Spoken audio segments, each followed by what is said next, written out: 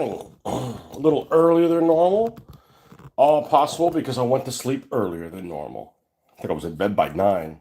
So, anyways, I got an early morning today start. I'm going to be doing some traveling, not long distances, but we're going to be in search for a war rig to build at some point.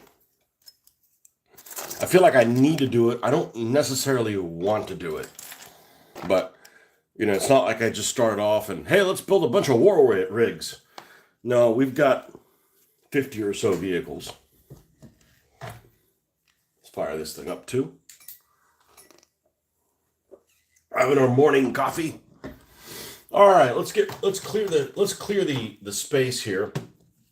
And we can talk about what we did, what we're gonna do, what's coming up, etc. Our live game. Well, actually, it could be a live game now. I decided wasn't gonna pack everything up and get the camera and do. I'm not gonna film over at Mitch's. Not this game. It's just there's just too much stuff to bring over. So we're gonna supposedly a week from now, next Sunday, because that's when he's available. We're gonna film here. So we're gonna do a different type of race. I'm gonna put something together on the island, which the island is 42 inches by 90. So we'll probably start on one end, go around the middle, and come back out the back end, and maybe do some crossover or something like that. Give me a week to figure it out. Maybe that's too ambitious, but I got to use the damn palm trees for something, right? So we got to have, it's going to be like a beach themed one. So anyhow, we could be on the beach in Yemen where people are, the beachgoers are shooting at the passersby.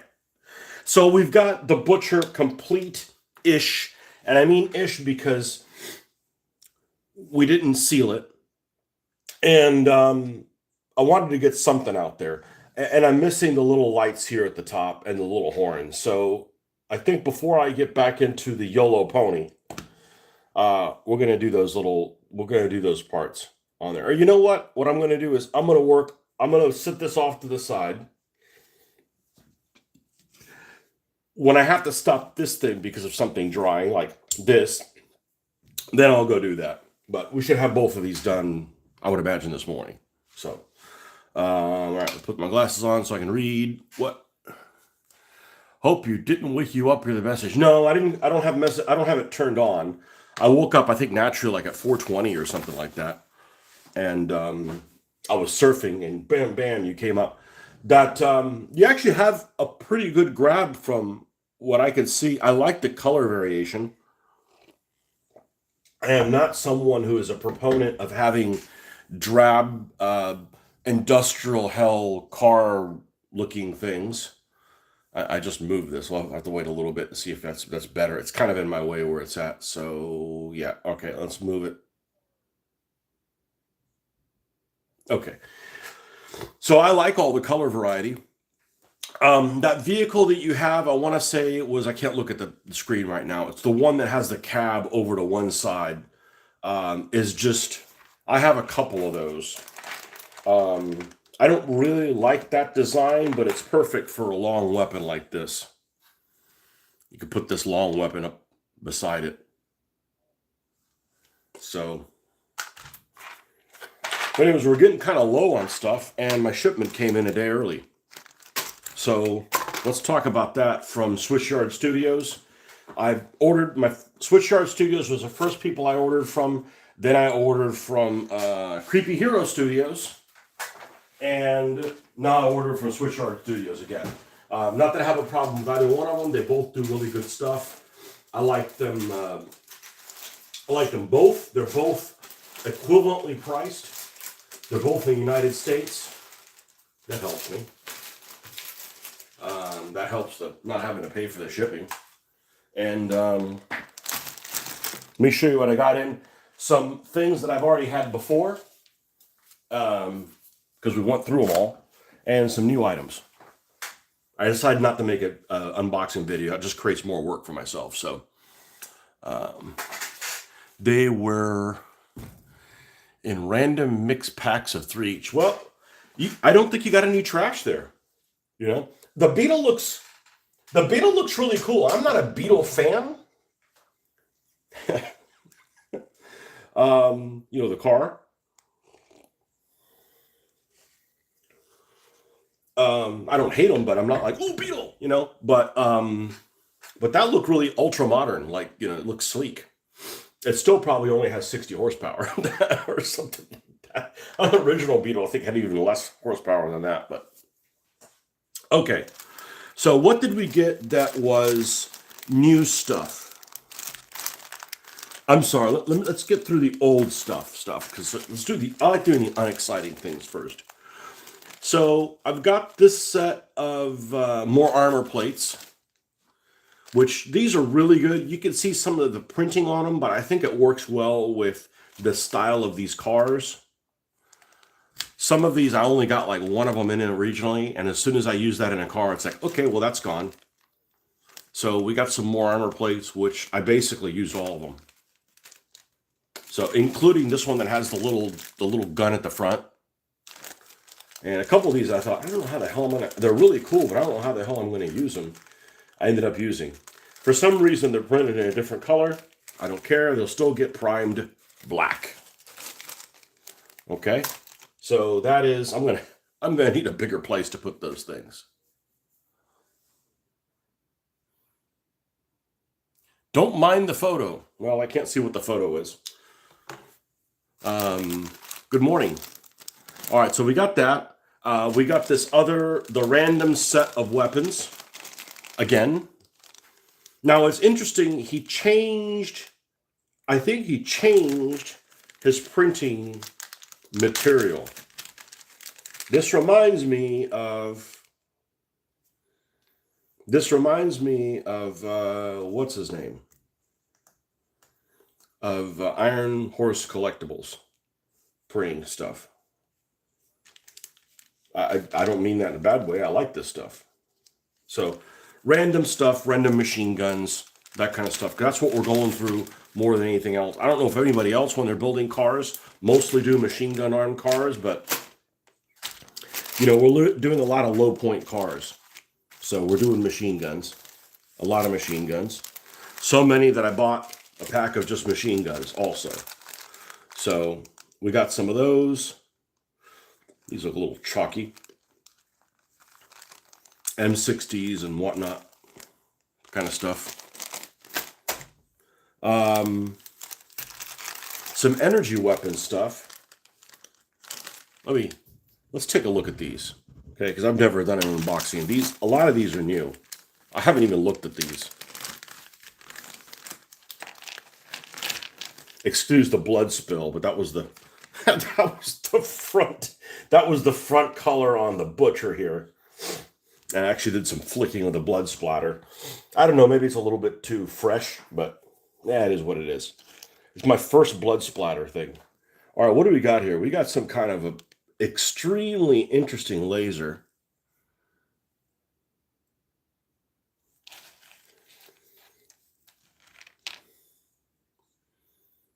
Oh, this is cool with like the little bulbs and things. You know, we got some nerd burglars coming up and gremlins from the Kremlin. I need to make a list of things that I want to be on the lookout for while I'm going to the store. I mean, it's all available online, but you know, I don't want to pay for the shipping. And a gremlin is one of them, or a couple of gremlins. So, man, this has all kinds of. This is a really interesting weapon. Definitely some kind of laser. You know, they're arc-like projectors. I haven't done a single one of those and them little funky weapons. This one looks like it's bent. We could probably bend it back. Put it in hot water. I only had one time I did that. It didn't work out. I had a bad hot water experience. Another laser weapon. I got these before. These kind of bent, like they're like almost like these protector things So, don't touch the end of the laser. You'll get your body oils on it. And then when you fire it, it'll malfunction and knock itself out. Look at this freaking cool turret. This looks like, what does this look like? This looks like the turret on I don't know what the hell it looks like. It's an interesting looking turret.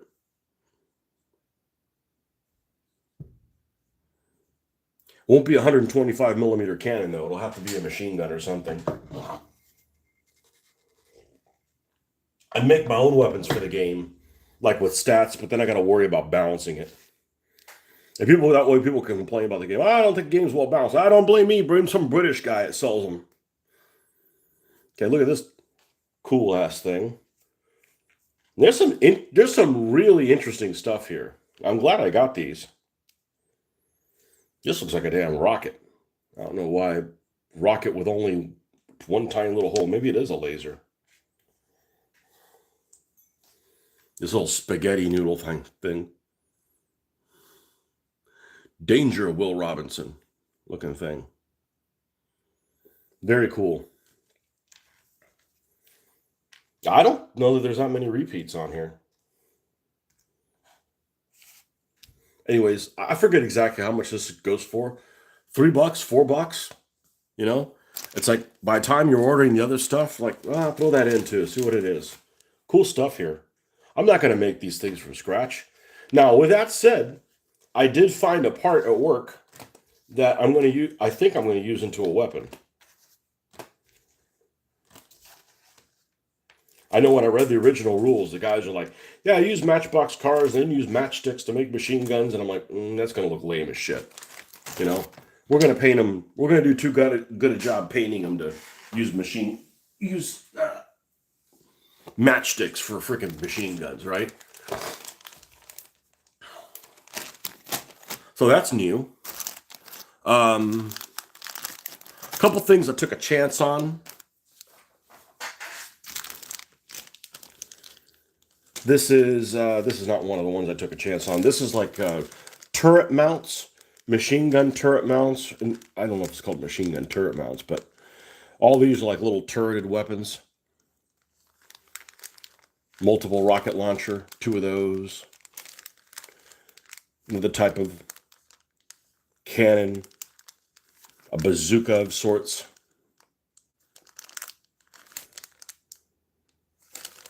That sort of thing. They're a little small. Maybe use them on the small vehicles. Okay, is the other stuff all new things? The other stuff's all new things. All right, I took a chance on this. I literally opened the package and that was it. These are like add-ons to vehicles, like spikes. Here's some spikes. Rivets. Extra armor stuff. I mean, it's just like $1 or something. So it's like, okay, well, let's try it. Huge bolts of unusual size. These things are really big.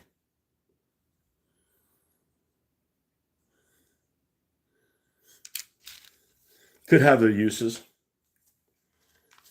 So I wouldn't order it specifically just for that, but I'm like, all right, well, I'm already getting an order of other stuff. What haven't I gotten from this guy before? And a lot of these guys, in particular Creepy Hero Studios, you order something, and by the time your order comes in, he's already released 3 other things. I'm like, shit, if I would have known you would have had that, I would order those things too. So we'll have to go back to him and get stuff in the future when we need it. Rams, there were some new Rams that this guy, that Switchyard had, that I had not messed with before. I don't know whether they're available or they were just for larger vehicles. Look at the front of this thing. This thing looks like I'm going to eat you.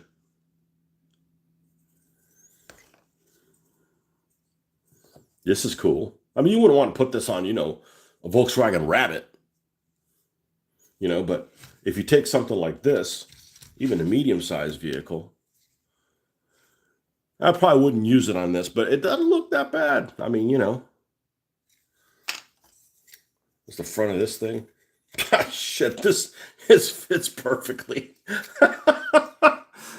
Yeah, this stuff. I mean, the Rams that I got from him before were superb. were really, really good. Especially like the one that's on like Methcalade and the Bully Goat. Those things are just like crunchers. Look at this. This belongs on a rig. A huge cow catching rig. It looks like the front of a train, honestly, with these little like ladders up here to climb up on them.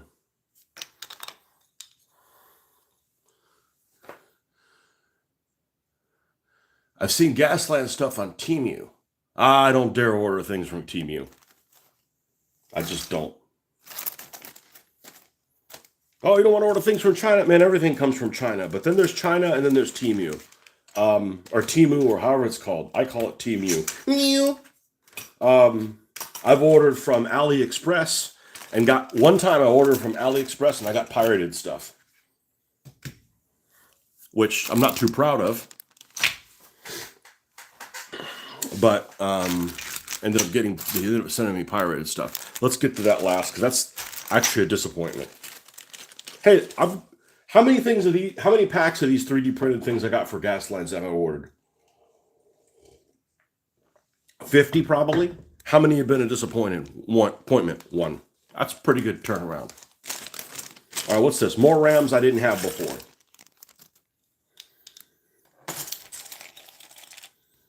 Got a round one. Looks like something from the Orcs would have.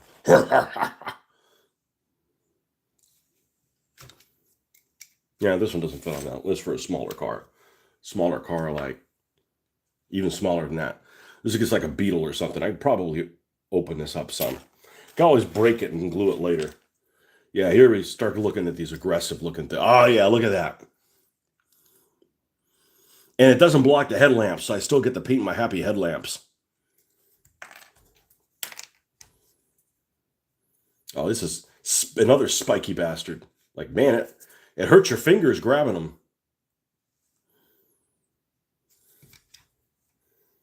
It's like some orc thing. It's like a bottom jaw and a top jaw. Whoa, easy. We'll put an eye out with that. This one's got bolts. There's some cool stuff here. They got some cool stuff. Rams are super useful in the game. But I don't want every game with a freaking ram because it gets old. It'd make this stuff out of tube. This looks like a pipe organ of hell from hell. This actually looks a little satanic. I don't know why. We're not going to have that. We're not doing demons and shit. Yeah, this is like the Methcalade ram. Man, it's really early where you're at, Kevin, man. Go to bed. You've probably been up all night. There's like a barrier wall. Cool stuff, not repeated. Here's a bottom jaw. I can put that on a vehicle. One that has the bottom, one that has the top jaw. And this one's just like, I can't figure out anything else to do. All right, put a ramp on it. Actually, this could double as a wang. Cool stuff. Rams are some of those most exciting things to get because they provide a lot of personality to the vehicle. I think this is like one of each. Sometimes they give you doubles, but these are just one each. That's fine. Make them all individual. All right, what else we got? ¿Qué es esto? Flame weapons. I realized I didn't have really a big variety of flame weapons. These are different. Even though I don't think flame weapons are that useful.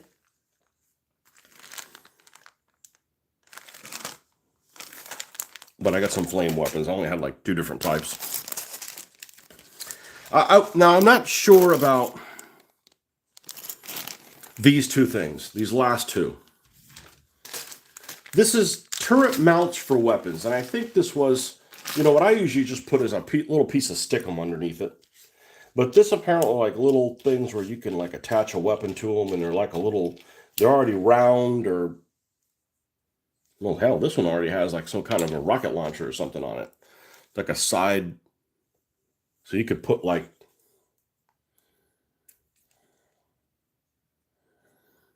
a rocket launcher with like a sight, and that might actually be a good look for this guy here. But I decided to get that. It was really inexpensive. Some of these things are so cheap. I don't know if it's almost like they designed these things, printed a bunch, and then they're like, I can't really sell these, so let me go down on the price. I don't know if that's the case, but these were like really, really cheap. Like less than $2 cheap. This. I'm like, all right, well, I can use some round parts of weapons mounts to remind you that they're turreted. I don't know. I didn't get them the first time, so. And then the last thing is what I call a disappointment. And I'm disappointed because it's too small. They're too small. So, and I guess maybe I should have known considering how cheap they were. Spent the night watching YouTube, watching the world going to hell. Don't believe what people tell you, what you see. Media just wants to fuck you over. Get you worried about stuff you shouldn't be worried about.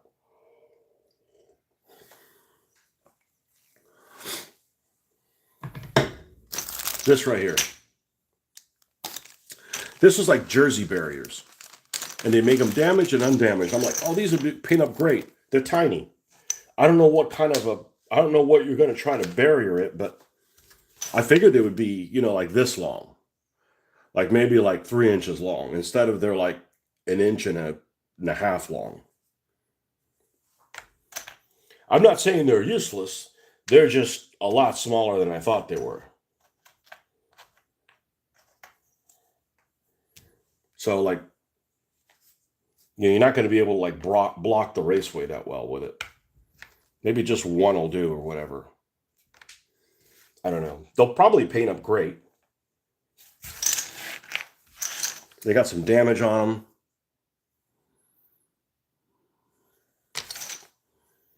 I don't know. I was a little disappointed on the size. Okay, so yesterday we designed the YOLO pony. You only live once, and it kind of sounds like yellow, and it's mostly yellow. And we're going to either get rid of this stupid comma or put a weapon over it. Because I don't know what this comma thing is. And, like Ben said, is this a Panzer Division marking? I said, well, if it is, I don't know. I have a feeling one Panzer Division used it like this. Another Panzer Division used it like this. I could be wrong. I don't know which one. 7th, I don't know. But regardless, if this was in the Panzer Division, it would be one fruity Panzer Division.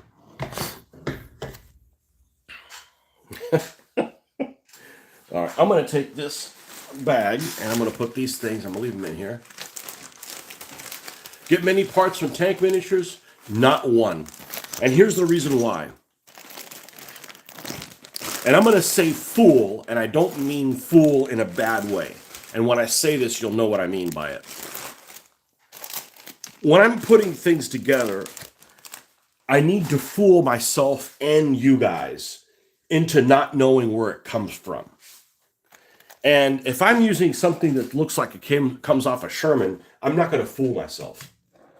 That I don't want to use like if I was going to make a tank for this game, right? Which there will be one. It will be something completely made up. It won't be, oh, I did miss one thing, and it's kind of exciting, so now I know why I missed it. It's the packaging on it, and it's kind of flat, but we'll get to that. I don't want to regurgitate something that someone already, that already did. I saw somebody that made like a set of vehicles and they used a Panzer IV. And I'm looking at this Panzer IV and I'm like, I'll be damned, it's a Panzer IV-G because it has a split hatch for the commander's hatch, but it has full shirts and all the way around. And, I can't unsee that. I don't want to see a vehicle that hasn't run since, well, I know the Syrians used some, but I don't think they were Gs. They're probably Js or Hs. You're using it for a team that isn't Germans. Like, what the hell are they doing with that tank? Why would, whatever be using that? So I would probably use made-up vehicles. So, but I designed this particular vehicle. Some of the decisions that I made on this vehicle as far as in the game, not aesthetically. Aesthetically is, this is all how it should look. But the perks for this particular vehicle are based on my one experience that I had with larger vehicles. And the last time that we played a game, we played with a larger vehicle and a 27-point vehicle. So a 35-point vehicle and a 27-point vehicle. Everybody had one each. So you had like Old Ben was the big vehicle. So you got a truck with a 125 millimeter cannon. Mitch wanted to use white trash, which is a heavy truck that has, that dumps the wrecks. And I used the boom bus. And the problem with the larger vehicles is that, as a general rule, they can't get into anything that is a high gear. Now, at the beginning of the game, it's not really a problem, but there was a situation where the boom bus was untouched, and he came around and shot at somebody, and, it's 8 pistols. So you get within medium range, and 8d6 is pretty nasty. That has a 360-degree fire, but that's it. I mean, it's a medium range vehicle only. It's got the boom that only affects within medium range, and it's got the pistols that only affect within medium range. It's got nothing else. It can only get in third gear. So while it can drive in a way that it doesn't really get itself into trouble, because you've got a lot, gear 3, you have a lot of options. That's kind of like the sweet spot. You could still do some great stuff in fourth,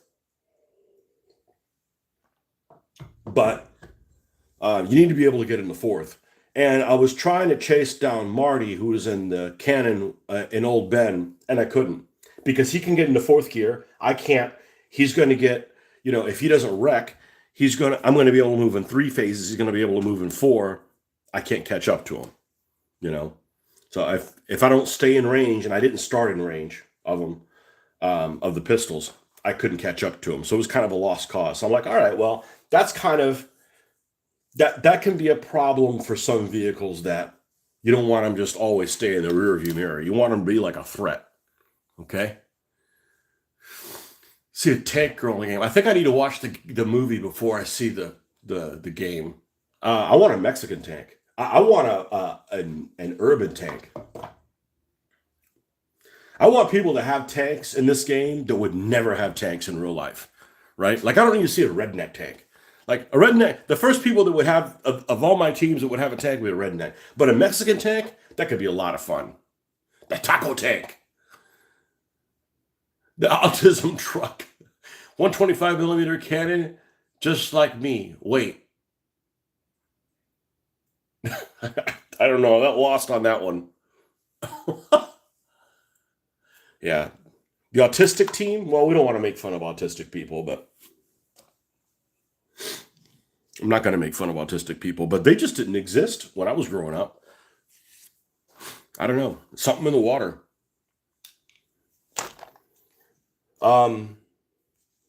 Anyhow, so one of the problems with this vehicle is, I wanted to make sure is, look, this is an aggressive looking vehicle. This needs to have a vibe of, this fucker's coming for you, right? Now, it is a 50-point vehicle, so it is super nasty. And I may actually bump it up to a 54-point vehicle. I don't know how yet. Obviously with perks and things like that. So that way, if you run this, you get 2 27-point cars instead. And I like that from the standpoint of, there's some kind of balance, not just arbitrary. Now, even though other people might want to do this, I don't give a shit about giving out prizes or things like that. This is just a fun game. It's not like this vehicle's always my vehicle and nobody gets to play this other than Tony. This isn't DBA, okay? Everybody is, we're just doing swapping here. So I may not even get to use this thing for the first time. I don't care. I get to name them, I get to design them, I get to paint them, I get to keep them. Them's the rules. So the Butcher, heavy truck, ram on the front, obviously, wrecking ball, which costs nothing. It only costs 2 points, but it uses up 3 of your slots. So, this happens to be able to have 5 slots. So, and a chain gun on the front. Okay. It has the murder tractor skill, which basically means you can do pile driver attacks. So in a nutshell, I haven't done one yet, but when you hit somebody, you can like push them out of the way. So not only do you have a collision with them, but you'll like push them out of the way. And rigs can do stuff like that. Well, it's based on a rig-ish. So it might as well have rig-ish type skills, right? Hell for leather. So here's one that I specifically put in here so that this thing doesn't stay, like way behind the crowd and like ends up being a non-issue. Hell for leather basically means it can always play the fast straight in any gear. So right off the bat, when it gets caught up, if it's on a straightaway, it can move the longest distance ever. Now it only has 3 gears, so it's still going to be an issue. But at least it can, it could be in second gear and still play that long one, which means it can play a long one and still be able to turn and that kind of stuff. So that might be interesting. That's why I put 4 stacks on it. Okay, because it's going to have a lot of torque, be able to get up there. And it also has the bigger than you skill. And the bigger than you is basically if it hits somebody and it's a bigger class than them, it gets an extra bonus to ramming. Basically, you do not want to get hit by this thing. Okay, it's bad news.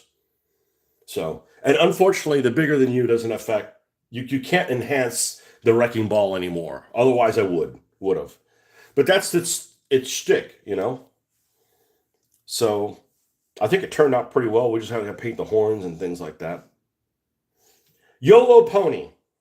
You only live once. It's a car. It's going to have nitro, trick driving, and smoke. It's going to be a 27-point vehicle, and I'm going to put rockets. I thought about putting a minigun. I'm going to put rockets. And I wish I had bought the RPG. I don't think they sold them at the time. Creepy Hero Studios makes some weapons that they didn't at the time that I ordered. Otherwise, I would have ordered them. And it makes like these RPGs that just sit on the roof, and they look like an RPG, And that would be like, perfect. Something that looks, suicidal, like this guy's an idiot and doesn't know what the hell he's doing, But that's what this guy's going to do. Obviously, we did not want I think it had green wheels at the front and pink ones at the back. That doesn't make any sense. We're not doing that. When you put tank tracks on something, it gives you an extra maneuverability dice. It also allows you to do the up and over, so run over people. I don't know if that's that useful, but it does give you an extra maneuverability dice. But the problem is you lose a gear. So if you put it on something like this looks like something that should have, if it had tank tracks on it, it'd be pretty cool. However, now you can only go in second gear, up to 2 gear. You're not going to be a viable option. It's going to be too specific. And there might be some of these vehicles that actually work with in other play modes other than Death Race, but I've looked through the other play modes and they just don't look interesting. And so I think that if you need to make it a viable vehicle in Death Race and it works for other things, that's good. I don't want something that works for this other play mode that I don't really care for. But then when you play in Death Race, it doesn't. So, okay. The one thing I didn't open up because it looked like it was an empty package because it's flat. I didn't get this last time. I don't know if this is going to get a hit. But I know one thing I've been disappointed with is the mesh. And the problem I'm disappointed with the mesh, it's a problem to deal with. It's not easy to deal with that. So I got some cuttable mesh. And a couple different sizes. One that's bigger and one that's smaller. So we can cut this stuff and then glue it to where it goes. It might be great. I might be less than satisfied, but the aluminum is really difficult to deal with because as you're cutting it to pieces, it's almost like unfraying. So you got to be really careful with it. And yeah, I don't think I'm going to cover an entire vehicle with this, but sometimes you want to do these type of things. So this might be handy. It's pretty inexpensive. I just didn't get this the first time around because I had this mesh that I ended up not liking. I may still try getting the nylon mesh, but it's just difficult. It's difficult to glue. Now, if this stuff, you could use weld cement with it, I would be happy as a clam, but you can't. So you got to use super glue. But my super gluing skills have gotten a lot better the last month because I found a way to use all 3 of them. And it's good because now I have a use for this super thin, watery bastard, which I didn't have a use for before. But So, YOLO Pony. Let me go get a soda, and I'll be right back.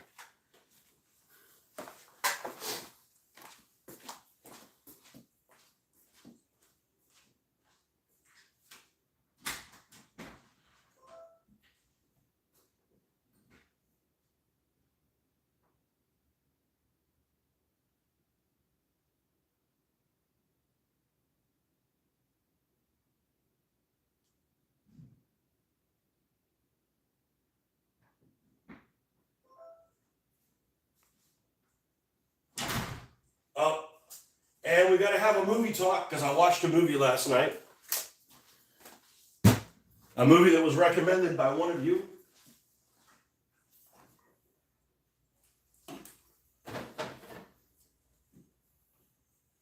Where has Justin been? Justin's disappeared. It's time for him to wake up. He's an early morning riser. Justin out in Michigan stand. The Purge movies. Okay, I saw the first one. I was like, I've been wanting to see it for a long time. Disappointed. He's like, oh, they get better. Do they? I saw the second one last night. And definitely a movie that I should have watched with Mitch, and we could have color commentary while I watched it. That's what we should watch those kind of movies. I don't know how to do that kind of stuff. Like I said, I'm not really a technology person. Otherwise, I could do we could do some really interesting color commentary on things. You guys watch that movie, Purge, the Anarchy, I think is what it's called. It's funny. It's considered a horror movie. I wouldn't call it horror.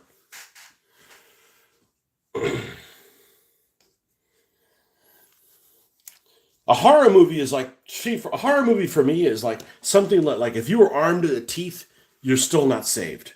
If you can save yourself by just being armed to the teeth, that's not a horror movie, right? Like you have a say in it. Horror movie is like, you've got like a flamethrower, but you're fighting demons. Okay, well, that's no fucking good, right? Like, there's no way you're getting out of that.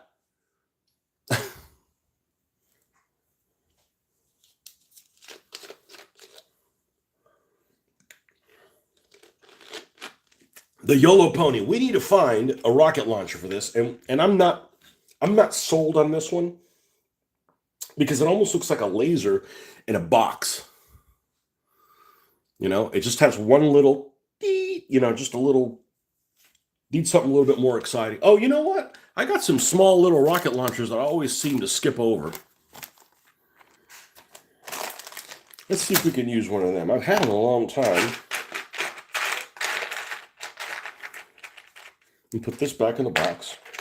I don't mind having this in one big pile. I do need to remove these because this takes up like a lot of space. And there's nothing in here.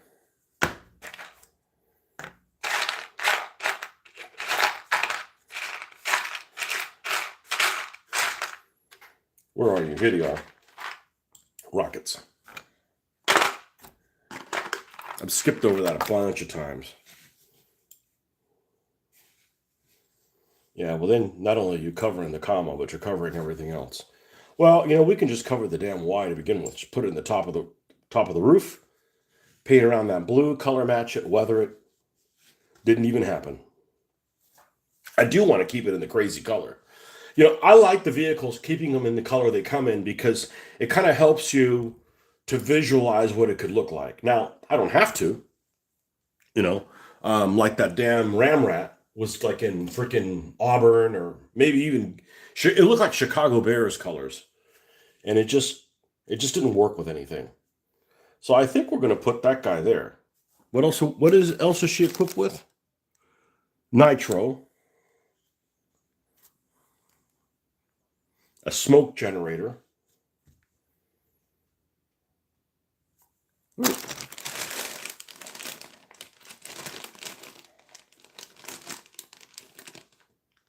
Oh, you know what? Mix that.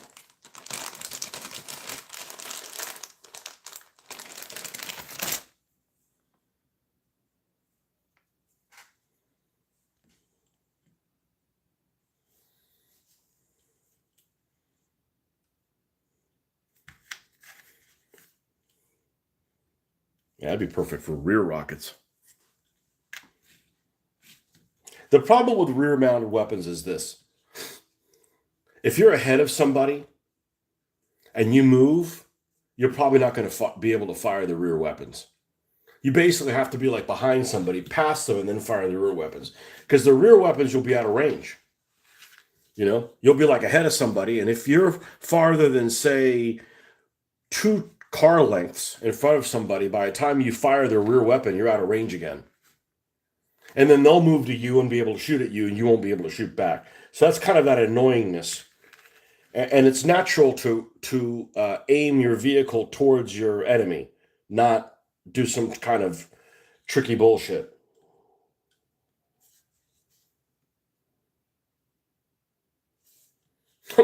That would be unique, putting them up there.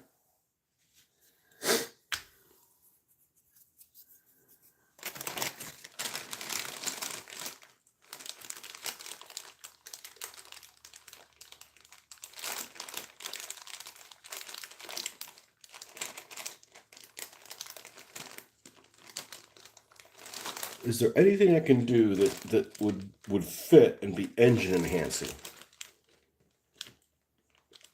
I don't think so, because of this particular hood style that it is.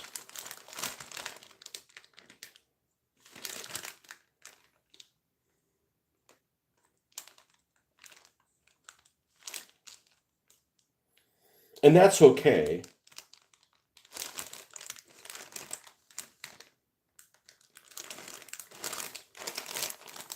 I just hate to just like only put one thing on here and then call it a day. It seems a little lame, but I don't want to build and add things that the car doesn't have. Like, man, it's got a great looking RAM. Oh, well, the car actually doesn't have a RAM. Well, then why'd you put it on there? I just wanted it to look cool. All you're doing is deceiving people.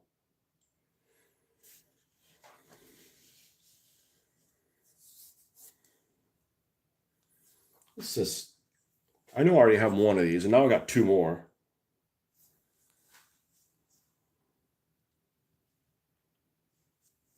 The other vehicle has it at the back too. I want something different. I want those damn RPGs is what I want. After I saw them, I'm like, man, I want those damn RPG things. They look pretty cool. They look pretty cool. Let's look through here. Rockets are neat, but the problem is they take 2 build slots. I also don't have to put rockets on it. I just wanted to do something a little bit different. I mean, something with a blast. Bazooka would work too, but hold on a second. What is... And I don't want to put it on a turret because it takes up too much. Oh, I already used that big long thing on the Troca Loca. This thing doesn't get a laser. You don't put a laser on a vehicle that looks this old. I don't want it turreted.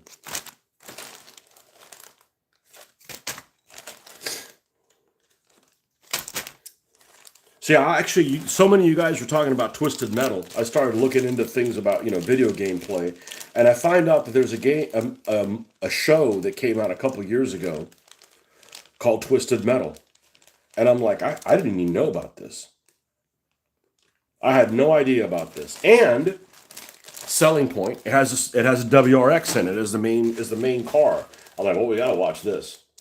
And it's like any show. The first episode was pretty darn good, and then it just went sideways after that. But I think I'm going to continue watching it with a daughter, even though it's slow and over the top. It's a weird combination, but I still wouldn't be watching if it didn't have a bug-eyed WRX in it, to be honest with you.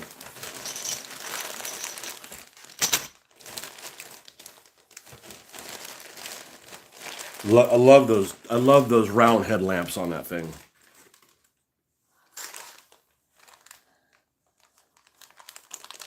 Oh, these are the clown things. Oh, we'll get to that.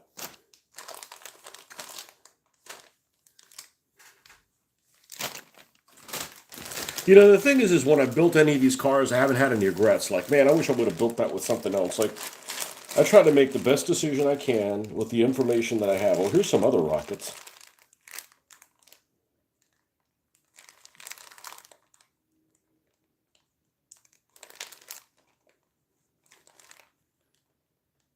What vehicle has this? Oh, this is the tosser. The flaming tosser has that one. Has those rockets. That's what it is. I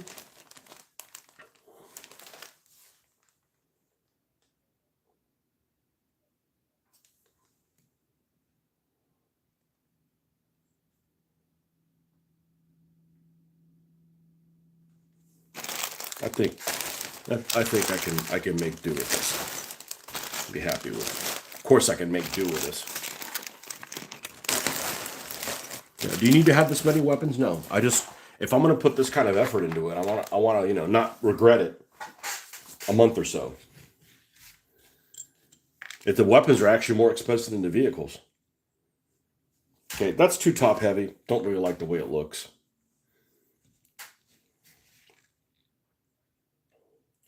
This doesn't really attach like it's supposed to.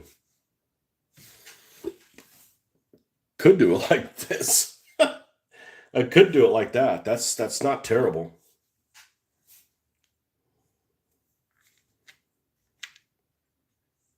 That's not terrible. I don't want to use that. It reminds me of the flaming tosser guy. And we haven't even used that poor guy. Now, that's a cool vehicle, but we haven't even used I got so many vehicles we haven't even used yet. Could that be a subscription 9 with that Y? I have no idea. Subscription. That sounds like something like, don't read that upside down. You might invoke something. Yeah,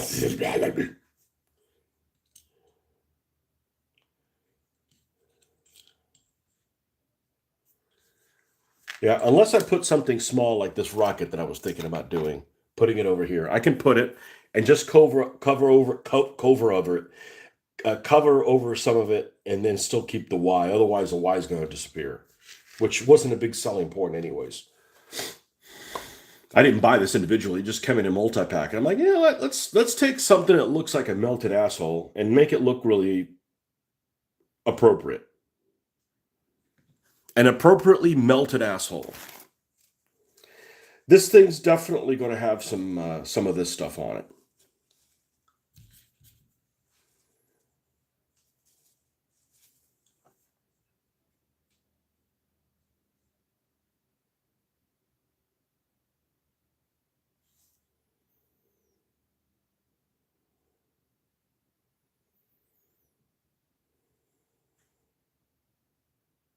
All right, so here's what's going to happen. Let's start off with this. Let's get a hard surface. Still have one of these back here.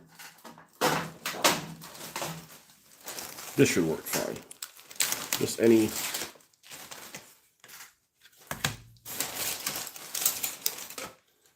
preferably flush.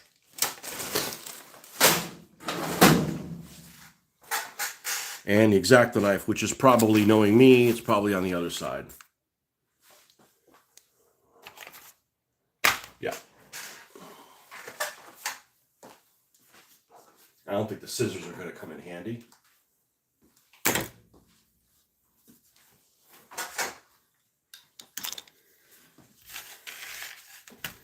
All right, so let's try not to be wasteful.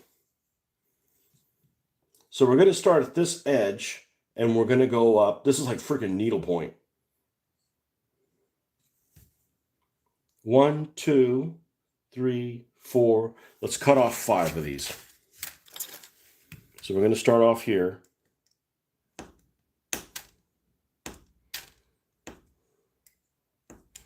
Okay. And this stuff's inexpensive. The problem is I don't want to have to put another order in before I'm ready for other things.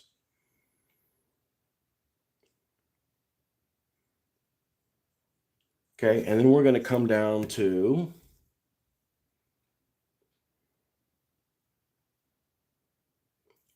this one here. And then we're going to go up 1, 2, 3, 4, 5.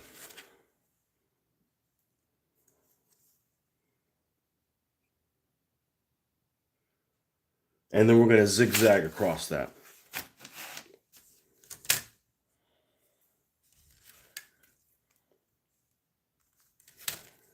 1, 2, 3, 4. 1, 2, 3, 4, 5. And then we're going to zigzag across this one. That one, and there. And there. And there.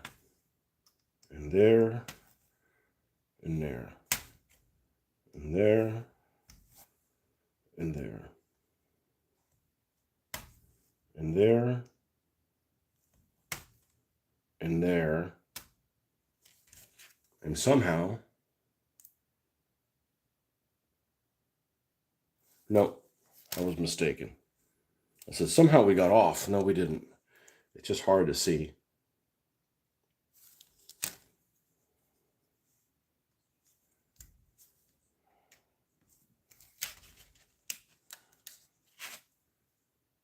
You know, I am off a little bit. How'd we do here? Yeah, it's really, the problem is here.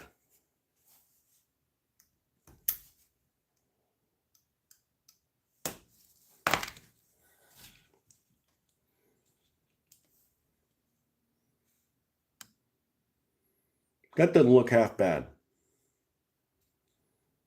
That doesn't look half bad. The problem now is I have to continue doing this one over here because the bottom of it is different. If you look at the bottom, the top here, it ends with little X's. And you look at the bottom here, because it's the actual finish of the sheet, it actually ends in V's. So I just want to be consistent, you know. I mean, I could turn these into V's too, I guess, but it would cut down on the size of it. We'd have to cut them a little closer. I feel like this isn't the sharpest.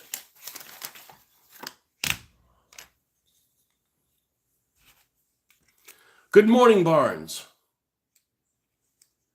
Spell check is really bad lately. That should be subscript 9. Why do you guys put up with spell check? I have mine disabled. I think a long time ago, I've never have spell check on. I make fat finger problems, but I never have, you know, I just don't want it to assume what language, you know, my buddy Marty all the time, sorry, you got to, you know, spell check correction. Like, turn that shit off, you know, like, what has spell check ever helped you? I don't know, maybe help some people. I think Mitch needs it. Not judgy, just saying, you know, it might help some people. Doesn't help me. I don't need help with spelling. I need help with algebra 2. Oh, we're in luck. You never use that shit in the real world. Note, I said algebra 2, not algebra. Algebra you use every fucking day, whether you realize it or not. So anyways, back to The Purge. I'm going to spoil a movie that's 11 years old for those of you guys that have not seen it. I'm not going to spoil the movie. One of the characters in the movie is the badass. Is a somewhat badass, like an operator. He's ex-military, special forces type guy. Reminds me kind of like the Punisher-ish in a way. Maybe like a more artsy Punisher. Anyways, knows his way around guns. And I'm watching this. The girls are gone for a week or so. They're out on a cruise, and I'm sitting here and working. Now, I get to play with toys. It was a cruise I wasn't invited to go on. Well, did you make a scene at the last one? I said, no, it's a girls only, and luckily I don't identify as a girl. Lucky for all of us. But regardless, so I watched this, and this particular character, this is Purge Anarchy, the second one. Finally got around to seeing it. This particular character goes and he ends up like, you know, he's on a mission of payback, which I could always get behind, right? And he gets sidetracked into getting involved with something he should not have and rescuing some people. And he basically makes short work of 4 or 5 guys, so he knows his way around firearms. But they got this character, and he's holding this gun in a way that he would have ripped his whole thumb off had that been a real gun, you know. And it's like, you know, what are these? I don't understand these Hollywood people, you know. But And it's funny because in that one, like the president gets played by none other than Dale Dye. And if you don't know who Dale Dye is, you do. You just don't may not know him by name. He's the guy with a mustache, which by the way, he doesn't have a mustache in this. But he's usually the guy they call in as a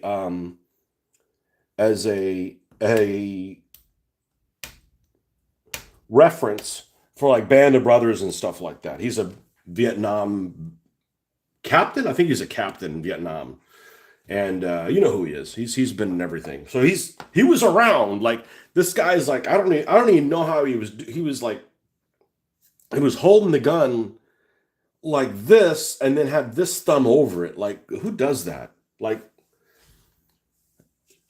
Captain Hammerbite right there. I don't know. It was just so awkward. You see it and like, what the hell's going on here? That's worse than the teacup thing. The teacup's not practical, but you're not gonna bleed from holding the teacup. Anyhow,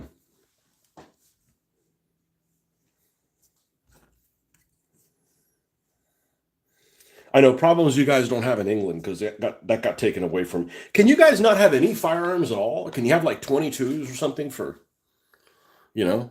Farmers can't have like a double barrel shotgun for. I mean, it's not like people in the UK aren't getting murdered. I know you guys probably can't talk about it, or you'll get sent to reindoctrination camp. But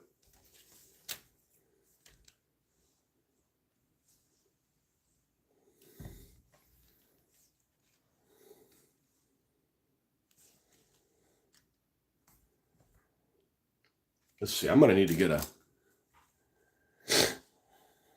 And meanwhile, in Arizona, people can walk around with an AK slung on their back in Target or something.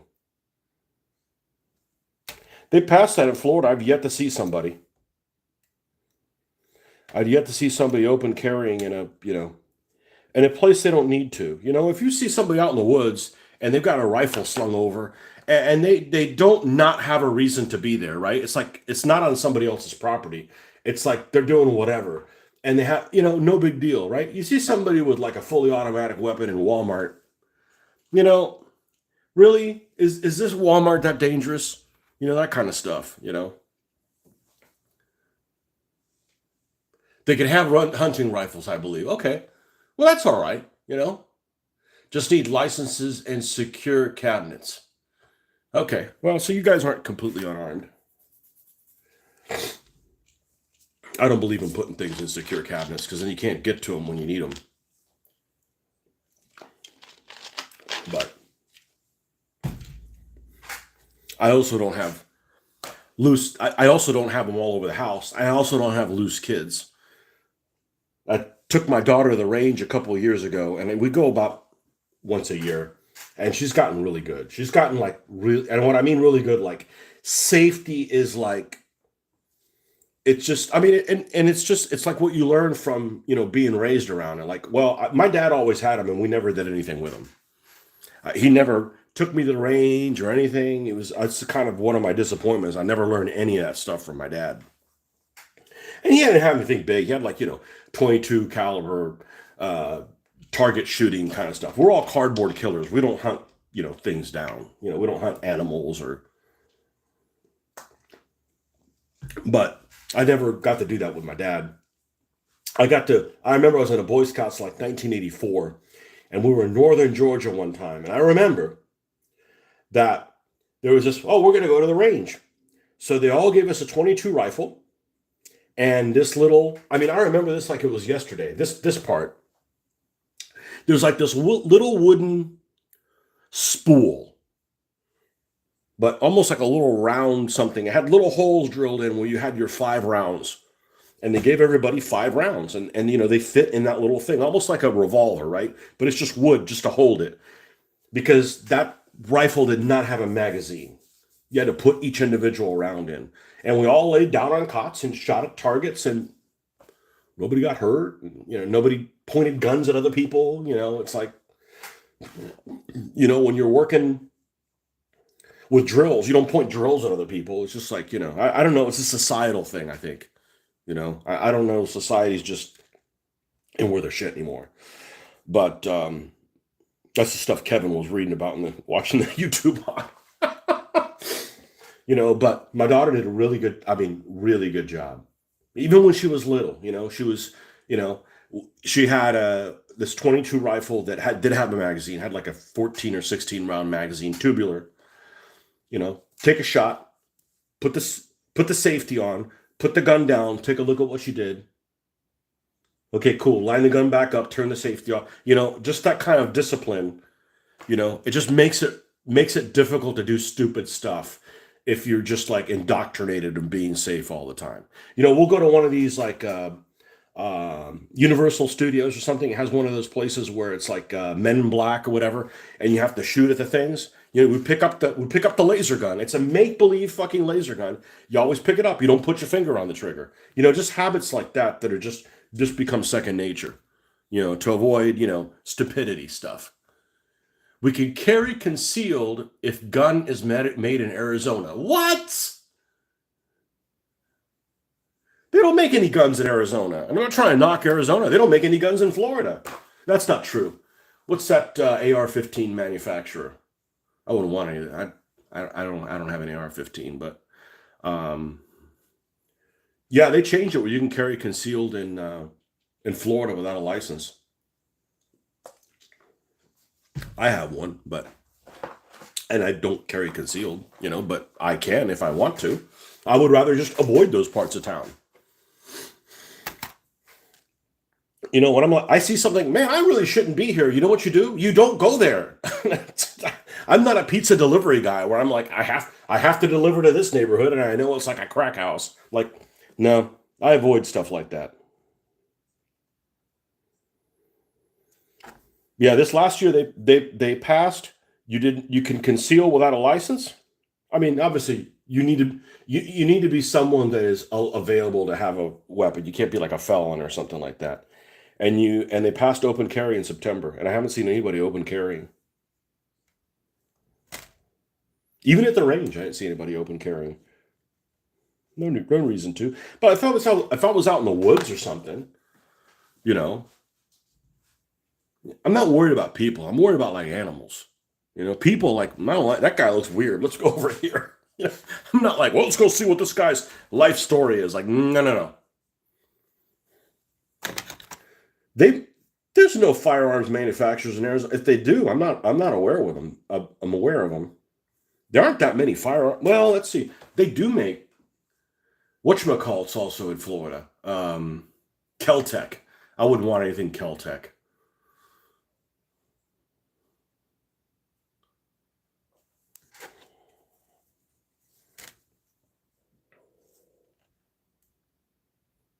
Keltec's in Cocoa or something like that.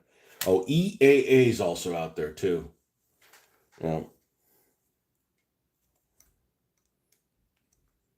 They used to make some Turkish pistol. I don't know if they still do. EAA used to import some Turkish pistol. It looked like a SIG 226, but it was what was it called? A K2? I think it was called K2. Good looking pistol. 14 rounds of 45 caliber. It looked like a big 226. Good looking weapon. But some of those Turkish weapons are really cheap. You're like, they got like semi-automatic shotguns for under $200. Like, I don't know about all this. It's.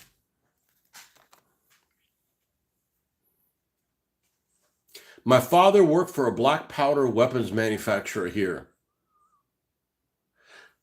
The thing about black powder weapons is this. I just don't find them attractive. Forget practical. I don't never interested me in doing reenactments or anything like that. Like Old West.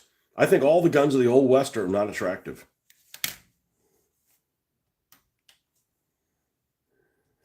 People could disagree with me. But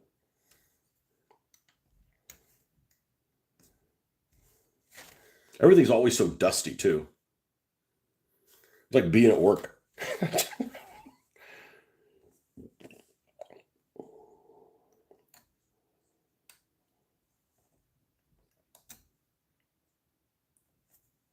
This is the one that I missed. I missed this one. Okay. And then here. And then here. And then here. And then here. And then here. And then here. And then here. All right, and this side's cut.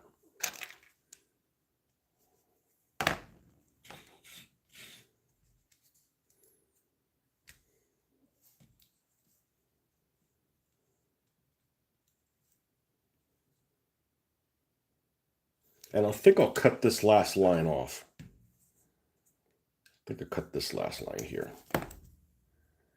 Off here.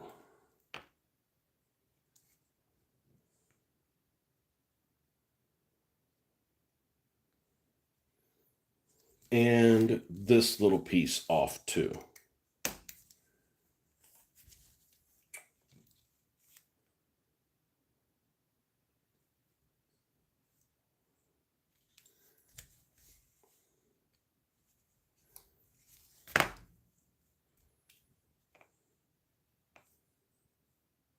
All right, and then we'll make these a little shorter.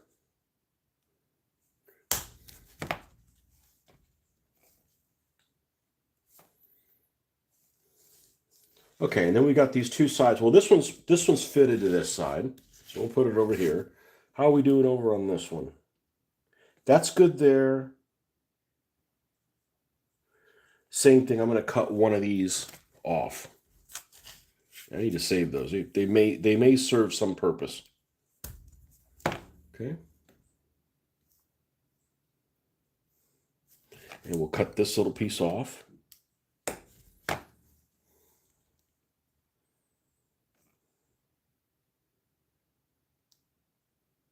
Okay, now before I glue these two things on, a couple things.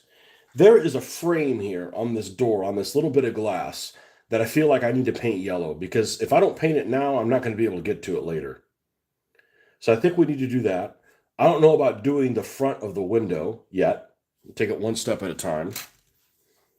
I think I can paint, I don't think I need to paint this black first and then put it on here. I think that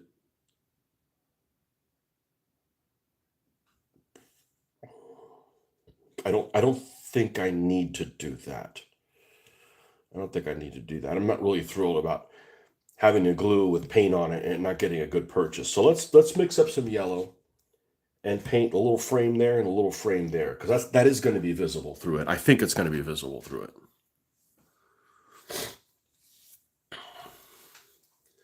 Your father have any stories about people getting injured at his workplace? Because those places that deal with like explosives and stuff like that, like I was at the range last time and there was so much brass on the ground, and this old redneck dude was like, I don't know why anybody doesn't reload anymore. I said, well, I already have a hobby that takes for freaking ever to do, and I don't have propellant laying all over my house. Like, I don't really want that stuff.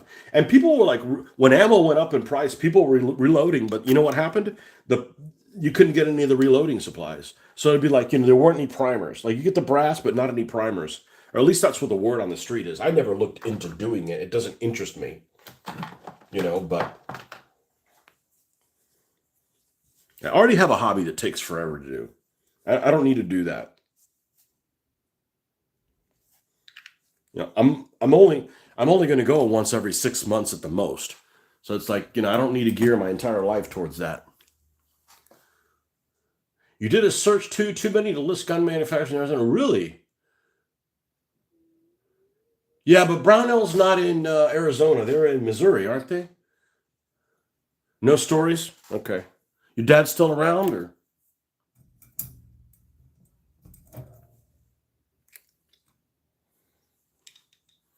I don't know any work stories from my dad, because my dad was really into his work, and I'm, really into his career. And I'm like, I don't understand how that works.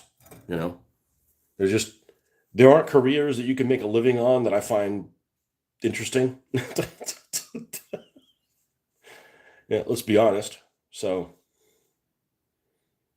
you know, I don't do what I do for a living because I like it. I do it because I need to eat. All right, let's see if this brush is a little too big or not.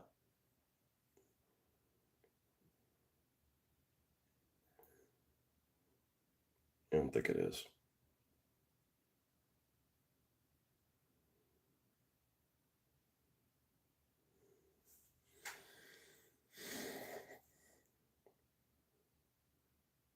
The reason that a lot of kids, I'm not up for banning things, but I'm all for I would actually could get behind banning those cheap brushes from testers.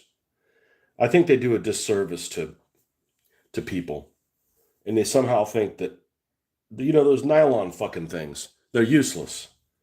And it's not necessarily they're nylon, it's that the shape that it's their unmodifiable shape that they are. They're horrible. They're absolutely horrible.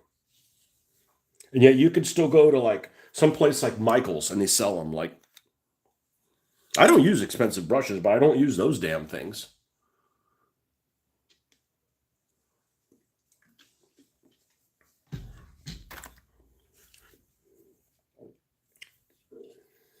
I'm glad my dad didn't have to live through COVID.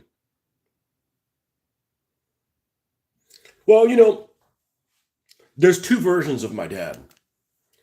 There's a version of my dad that was my dad, and then he got older where, you just realize that, there's no reason to put up a fight over everything. I don't know if I described that correctly, but there's just there's my dad up until like 80 or maybe 77, 76. He's one way. And then from 76 until the last 12 years or so, he was just a different person. He was almost like I don't want to say a shell of a person. That's probably not fair, but it just didn't have that whole, it's just different. And it probably happens to everybody.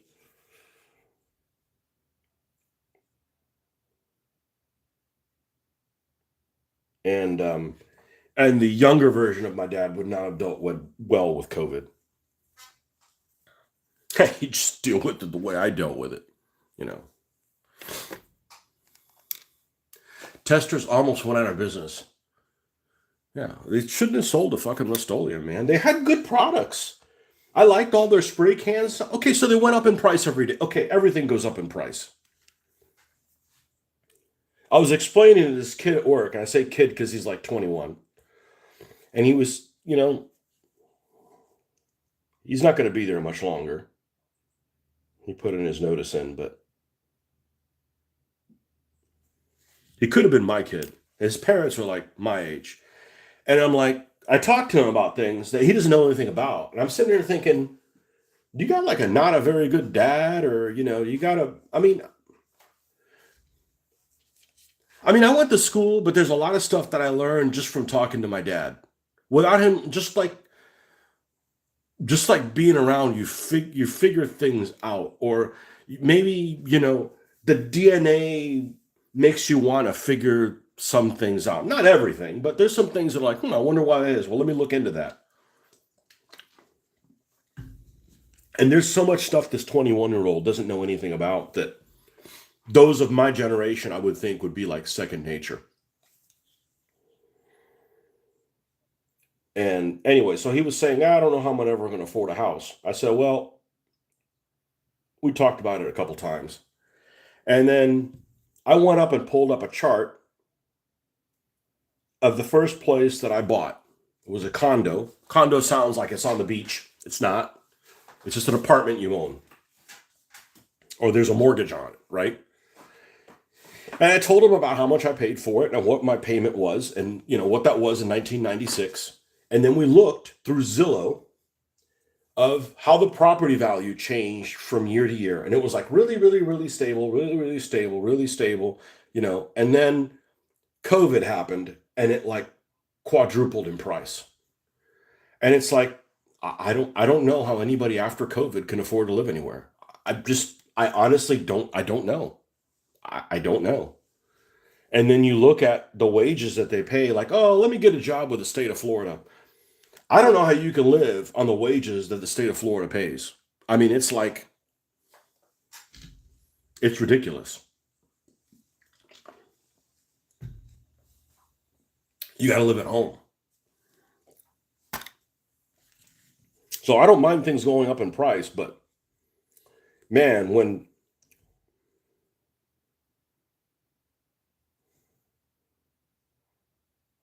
you have that kind of instability, cars, see, for me, luckily I'm not looking for a house, but cars for me are like, I think cars are unaffordable now. Of course, cars just are absolutely unaffordable. We were on this thing where we could get, okay, we get a car, it's about this is how much the payment is every year, and okay, it's about a $30,000 car, it's about this much. And then all of a sudden the $30,000 cars now are 42, just like in the drop of a hat. Well, that's just how much they are. I'm like, well, I guess I'm not getting a new car. I'm not paying those prices. It's literally like double. The prices are literally double than what they were before. Like, I'm just not gonna do it. I don't need a new car that bad. And at least for me, it's like, well, okay, well, I don't want a car that's not a stick shift. Well, they only make like 3 of those. Okay. Porsches don't count. Okay. There's cars out there that are stick shift that normal people don't buy. Nobody's out there buying a Porsche. Let's say I had a Porsche. Somebody gave me a 911, right? The maintenance on it, like, the insurance on it, it's just not affordable. So that's not a real car. It's like, I don't want a car that's not a stick shift. I don't want something that's too old, because then, it costs you more than, they eventually crap out. Even if you take care of them, cars crap out. If you don't use them, it's bad. If you use them too much, it's also bad. I do all my maintenance when I'm supposed to. I actually do my maintenance a little bit before. But, and they have all these things that all malfunction that you don't need them. Like the crash avoidance thing is scary as shit. My wife's car has that, and there'll be some car that it thinks that you're going to hit, but it's off to the side, and like the brakes will slam on it. You're like, well, what happened? My car just exploded. It just scared the crap. I don't need that in my car. I didn't ask for that. I didn't ask for it to give me a beep beep beep when I'm leaving the lane. I am leaving the lane because this road that I go off on has these potholes that they won't fucking fix. So when there's nobody coming, yeah, I get into the other lane and don't run over the pothole. Car freaks out. My car doesn't. My wife's car freaks out. My car's chill. It's not even that old, but it's a 2021. But it's like, I think that's like the last year where cars were chill. Now they're all out of control. Now they're all uppity and want to tell you what to do.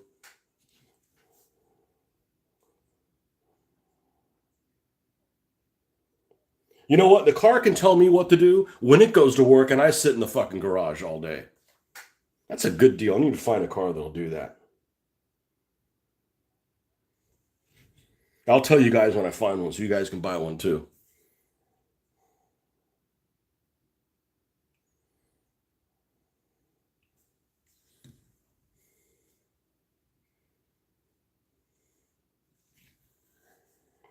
But I basically showed them, what the prices of the houses were in this area.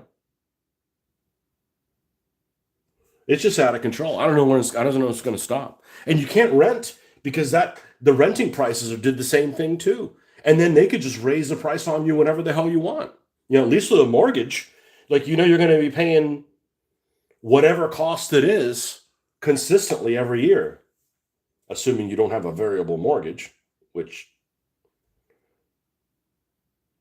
I've heard other countries don't do.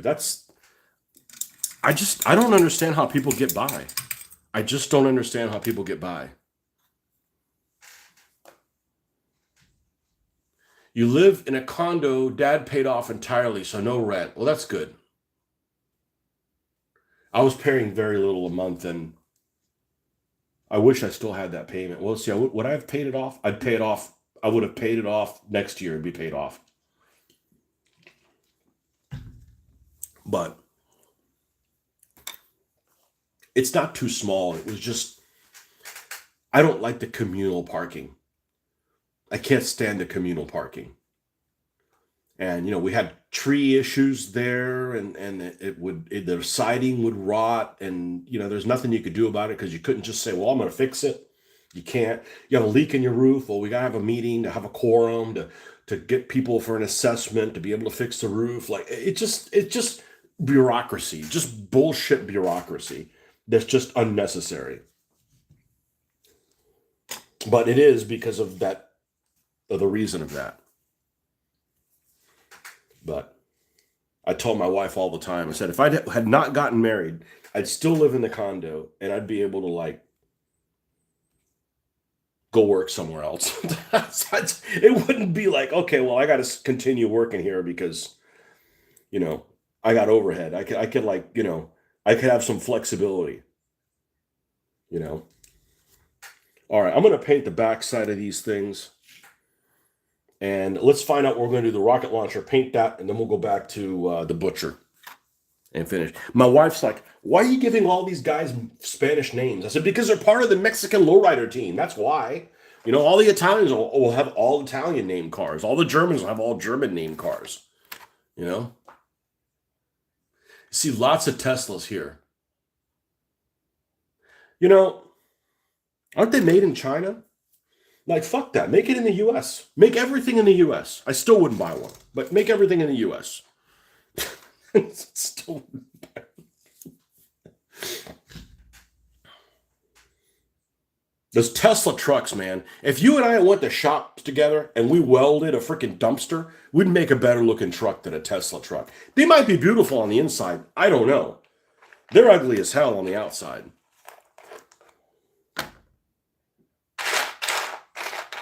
And that's a perfect example of people that have no taste. It just looks like shit, Makes a Pinto look attractive. Yes, I need one of those, and we'll have one of this bomb. I'm saving this bomb to go on the back of it. It'll be facing out for the Pinto.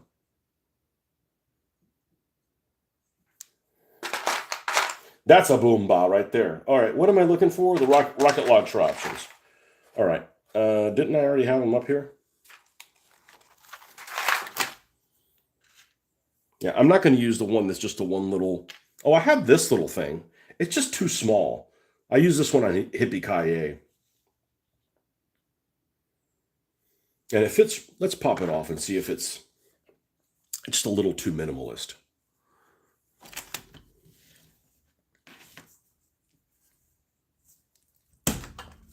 Okay. Hippie-Ki-Yay. I got a lot of vehicles that I would consider them, say, beach bums, like little Baja bugs and things like that.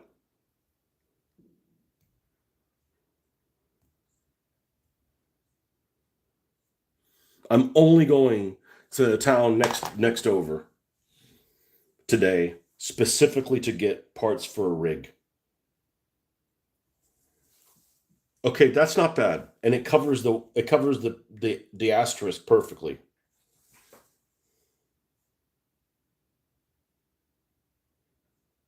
The comma perfectly. I didn't really want to get rid of the Y.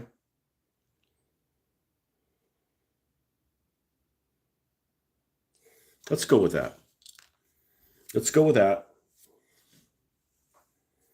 I mean, there's actually no reason I can't put more rockets on it. Except there's 2 rocket mounts. So you got 2 rocket mounts? No, it's only 1. Takes 2 build slots, unfortunately.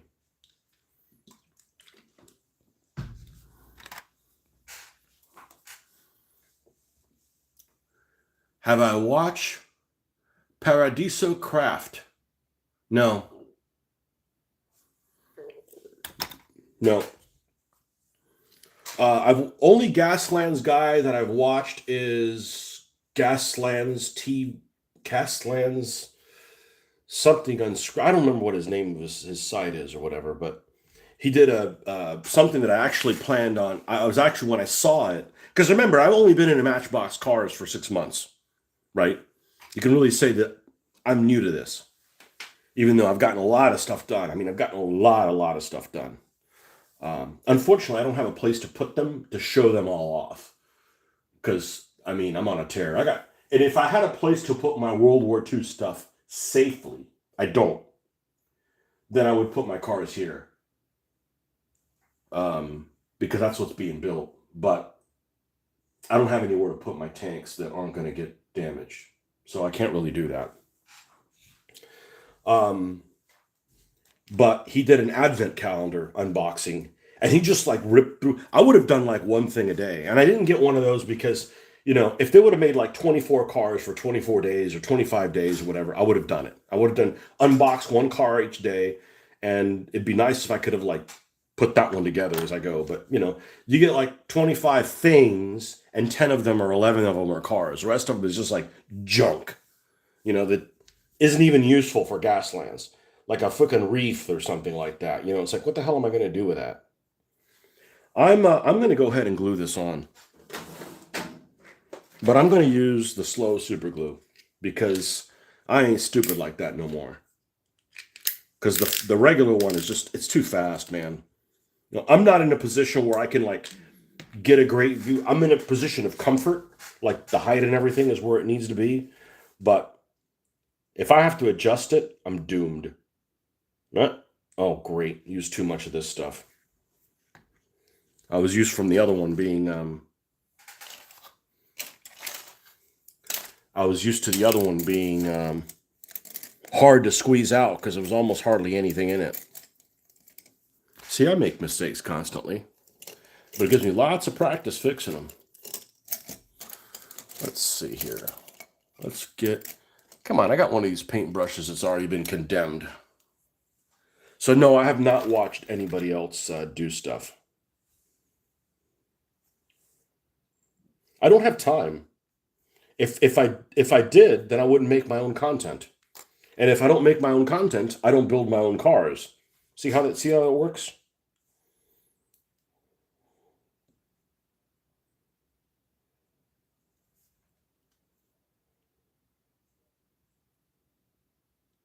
And I tend to watch instructional videos.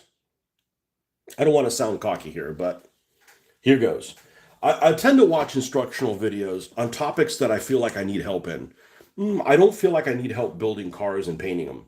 Certainly not painting them.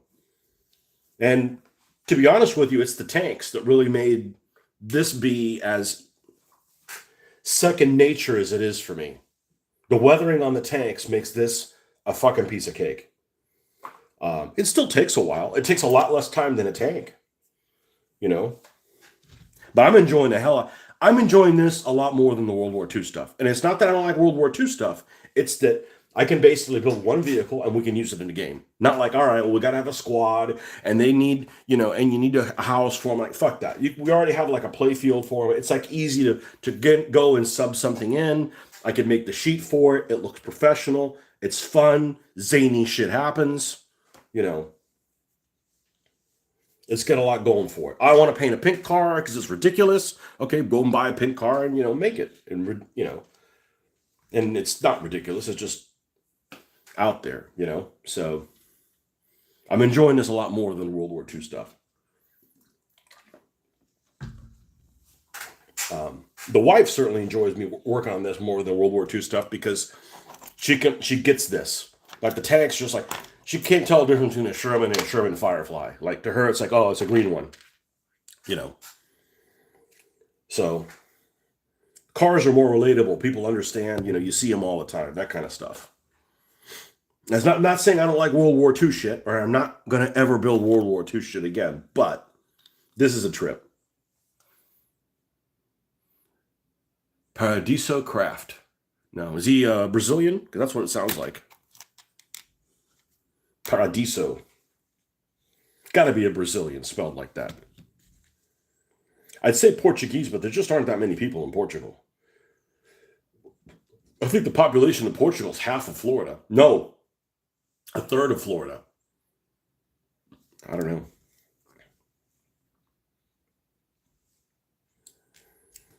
Now, this one,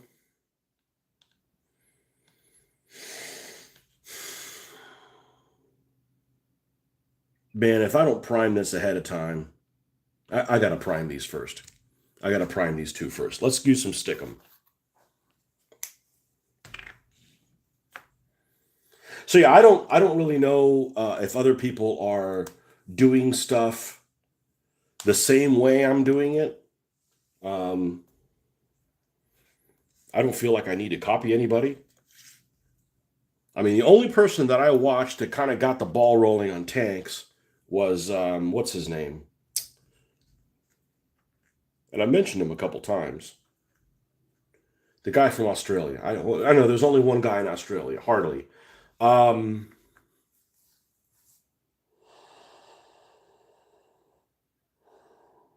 Sledgehammer of the doing the brown wash. It never occurred to me to do that for the modulation. That's actually what I picked up from him. I probably would have never done that. I probably would have never done that on my own, and I also probably would have never mixed like a buff color into the color to lighten it. I would have just done white, and it wouldn't have turned out as well. So I got that inspiration from him. But that's kind of like when I stopped watching people. It's like, okay, well, I needed help with this one task. I think before I ever painted a tank, I was like, I wanted to see how people were painting tanks, right? So that I can like get a starting point. There was a game called Car Wars when I was much younger. It was a similar game. It took forever to play. I had some 1/285th scale vehicles for them made by, I think they were marketed by Steve Jackson, who made the original Car Wars. The game was just too complicated. The game was like, what's that Star Wars game that everybody played in the 80s? Every nerd burglar played in the 80s. I didn't play it because I don't like Star Trek. Why don't you like Star Trek? Uniforms are gay. And I don't mean that in a good way.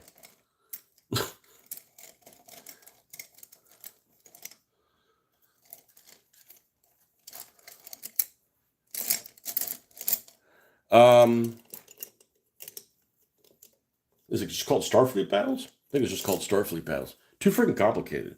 Too long. People would argue about them. Yeah, never really. I'm not a Star Trek person. I've never watched the original series. I didn't grow up with it. I don't really like science fiction. I don't have time for historical stuff and science fiction, so science fiction's out the window. I watched Lost in Space and stuff as a kid because, I'm like 8 years old and I want to watch TV on Sundays. Like, so what is there to watch?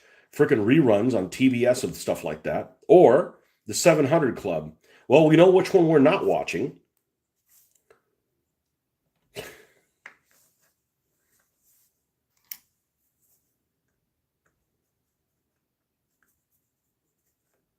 When I was growing up, I hated Sundays. You have a day off and everything's closed. And it got, now it's like a normal day of the week, almost. But it used to suck. Nothing was open, nothing on TV. Just a bullshit day to be off.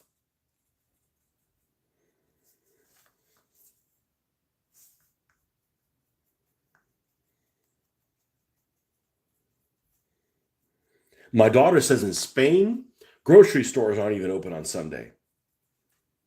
I mean, I'm sure some, but I mean, like lots of stuff closed on Sunday. Like, well, that sucks.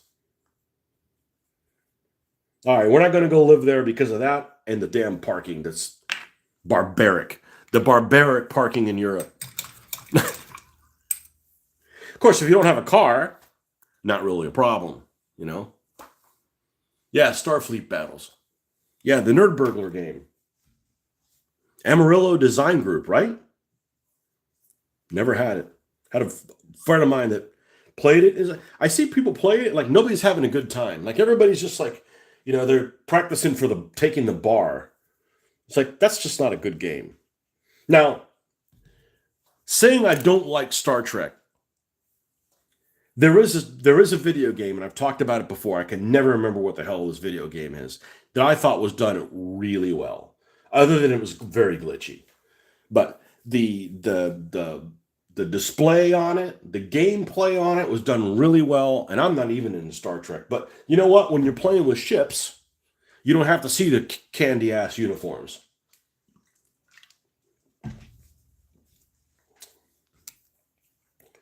And it was called something like Empires at War or something like that.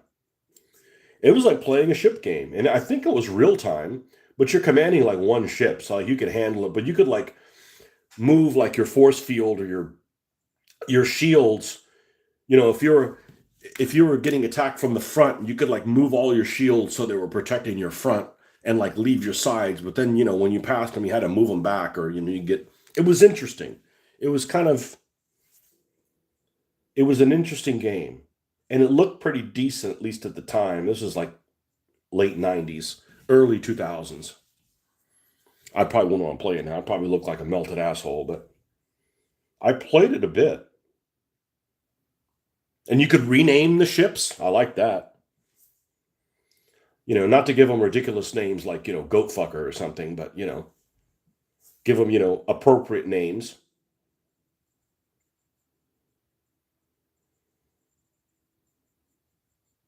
I can never remember what the name of that game is. It had a really long ass name. I just picked it up on a whim. I think I picked it up at Walmart. No, or Best Buy, back when they sold video games. Played it quite a bit. Really liked the Romulan ships because of the naming. They basically had like, Roman-like names. Like, that works.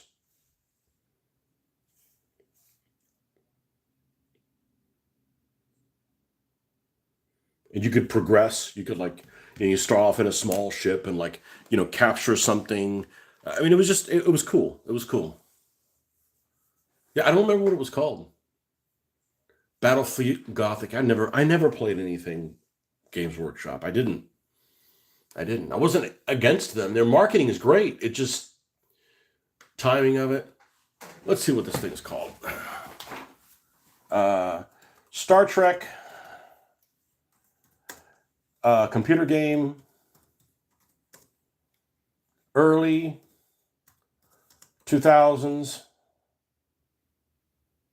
Let's see what I get with that.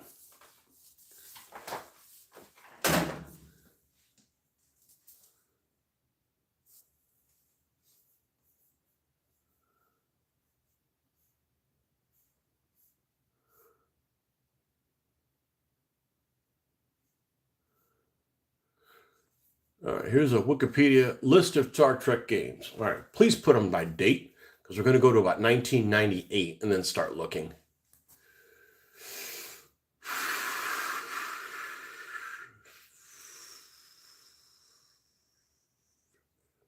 Oh, what's this category first? Board games, not a board game, not a tabletop game, card games, role-playing game, no. Starship Simulator games. All right.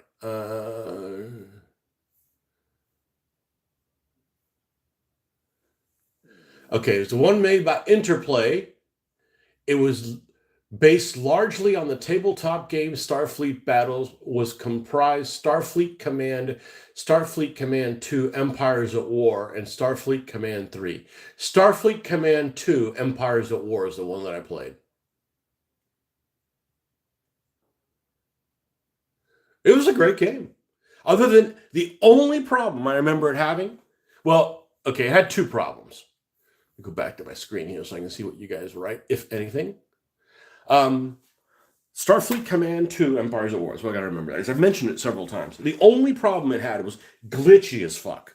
Like, I don't think anything happened within the thing, but like you like get stuck and like your next battle wouldn't load, or there was loading issues.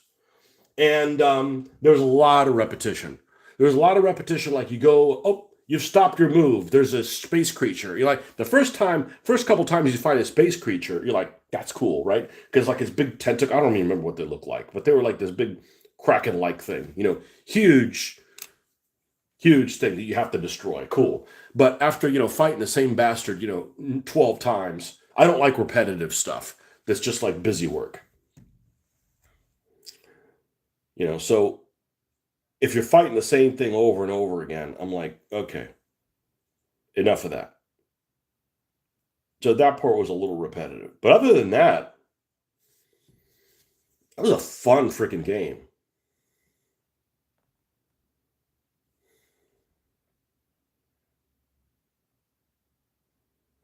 And it's one of those games that just never ran right. But it ran well enough that I remember my brother had a computer, or he had a laptop or something like that. And he brought it over to my house one time, and we both had the game, and we both played it head to head. And it was a pretty decent game, like chasing somebody around a planet or something like that. Obviously the planets were smaller than they would be in real life, but still, if you hit them, you were toast. But it was two-dimensional, so there was no up and down, and it worked. You know, like you didn't need up and down. Like everybody's on the same level, but you can't ram each other. I think that's what it is. In the same level, but you can't ram each other. So it worked. It wasn't like, oh, we got to just suspend this, belief in this. No, no, it worked. It worked well. Great game. Just was glitchy as hell. I don't know if they ever fixed it. And it was like playing a naval game. You had different weapons. They reloaded differently. They all missiles, and you got hits in different places, and every ship was different, and it had a lot going for it. I think it was a pretty popular game too.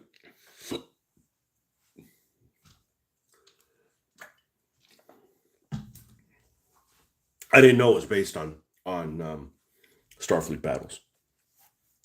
I guess the same way that the Harebrained Studios, I believe that's the name of the group, has the BattleTech game. That BattleTech game, it's huge. It's huge for my computer, for the space that I have on my computer. But that's a great game. I haven't played it in several years, but I played it a lot. And what I really liked about that game is I already knew how to play the game before I ever got it. I knew how to play. I mean, I remember playing BattleTech, so I know how to play BattleTech. And it was like, oh, this is like it keeps track of all my heat and everything. I'm like, okay, this is good. I like this. And it's got hexes, but you don't see them. I'm like, okay, I like this. This is good.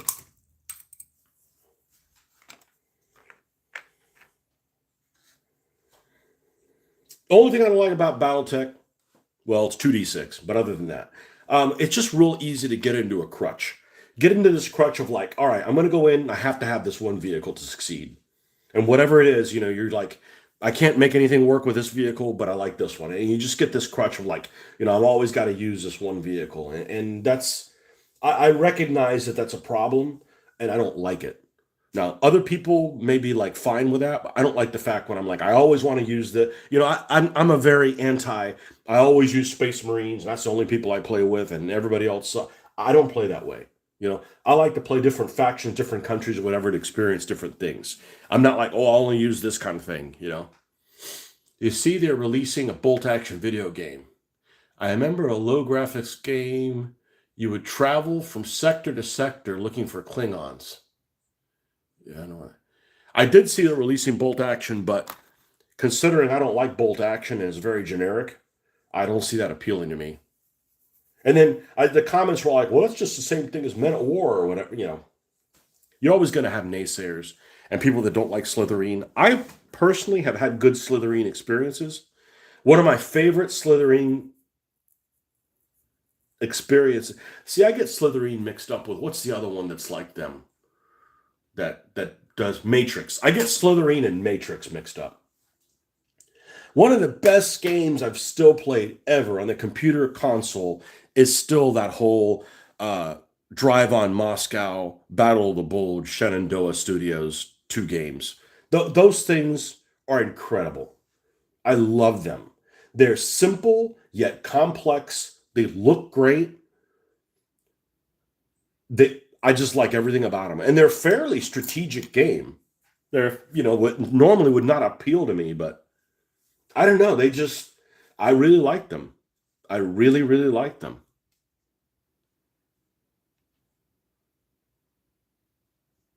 Are basically on and the same now. Yeah, I get them mixed up. Matrix, I think I think Slytherin normally makes their own stuff, and Matrix has repackaged things. And I know Matrix has made new things, but like for instance, that whole Eastern Front series, all the Gary Grigsby stuff, they like somehow repackage it and it's now something new. Like the whole Eastern Front Talonsoft stuff, I played that a fair amount. That's an okay. If that game had if that game had graphics like what's that? Battle Academy. Battle Academy looks freaking great, and I've played it. It has no replay value, but I had it basically when we had the iPad. That's a great looking little miniatures looking game. I really like that game. It's simple, but I really liked it. Um, the graphics on it are done in a way that I would be happy with. Let's see if I can take this. I think this is one of the remaining ones. I got lots of them now. I think we can put this and put it on the front and make it look pretty decent. The question is, am I able to put this on top of this cuttable mesh and not be oodles thick? And I don't know that I am able to do that. We'll find out.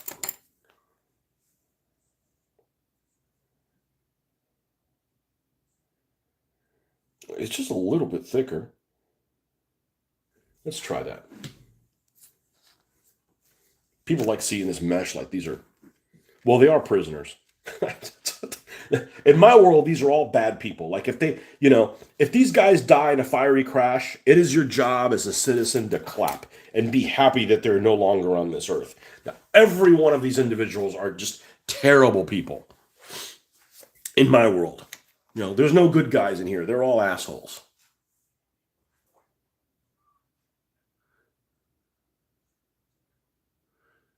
One and the same. Damn E key is broken. Really?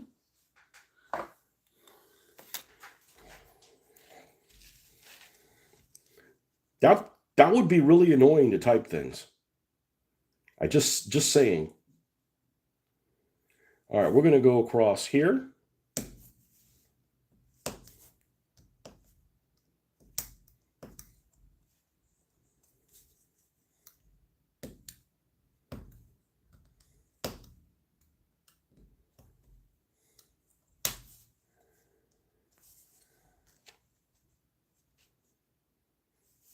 You buy me the computer, but you may not be able to.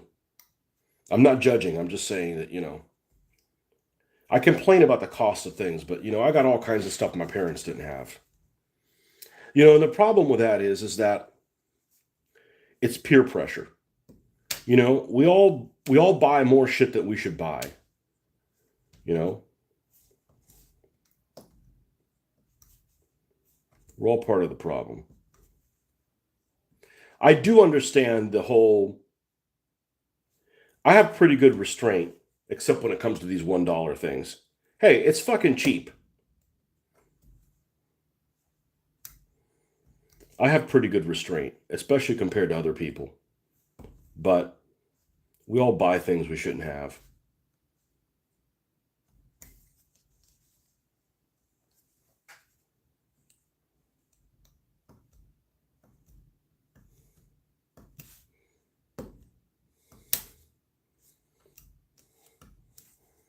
I feel like the work stress on us is a lot higher than our parents. I don't know. I could be wrong on that, but there's so much bullshit we have to deal with now that they didn't have to deal with. Workplace bullshit.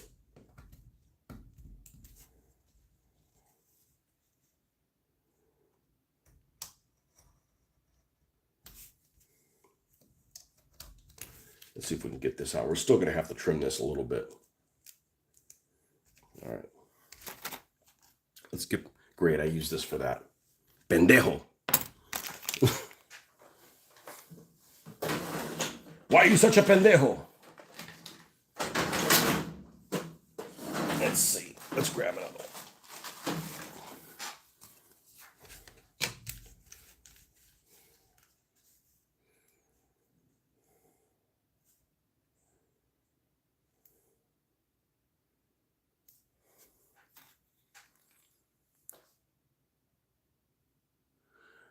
I have just ordered a new E1900 PC to replace the decade-old one.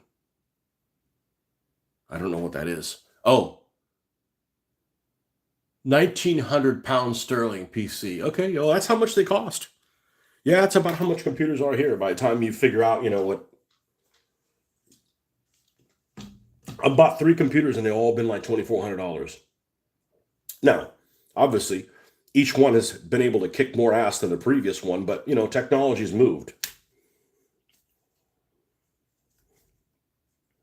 Computers have definitely gotten better for what you get for your money. The only thing that I think is superior to that is televisions. I think televisions have not only gone down in price, but what you get for that price is just tremendously different. I don't know anything that's more than televisions. Definitely something that you need to wait and see. You know, like, oh, I could buy this now and it costs, $5,000. In 2 years it'll cost, 1,500. Like, crazy difference between things. Okay, I think we can glue this. Now, again, we need to use the one that glues slow, because otherwise I'll have this placed in the wrong place and then not be able to adjust it. So we're going to use our new skill, our new super gluing skill, and put one little dab on each corner until we get it. And this is the slow one. Till we get it lined up where we want, let that dry, and then we'll go and we'll use the real thin one to just fuse it all together in a way.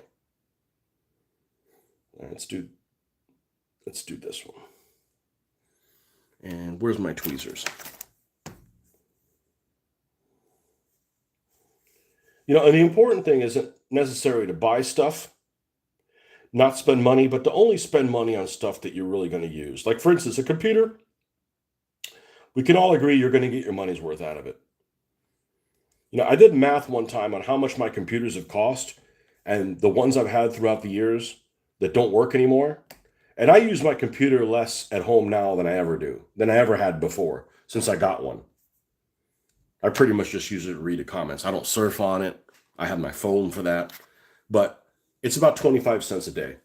The computer ends up costing about 25 cents a day. Is it worth it for 25 cents a day? Absolutely. Ever play Steel Panthers? No. I never liked the interface. It looked ugly as shit. And I'm one of the few people that does not like Steel Panthers. Okay, I'm going to go out on a limb and say something extraordinarily controversial. I dislike Steel Panthers interface so much, I would rather watch Firefly. Is Mitch listening?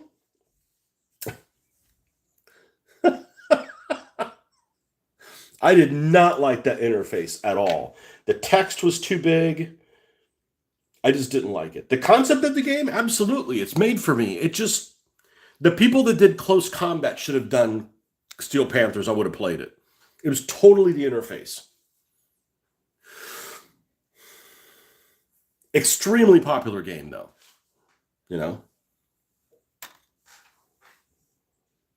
I do not like Steel Panthers at all.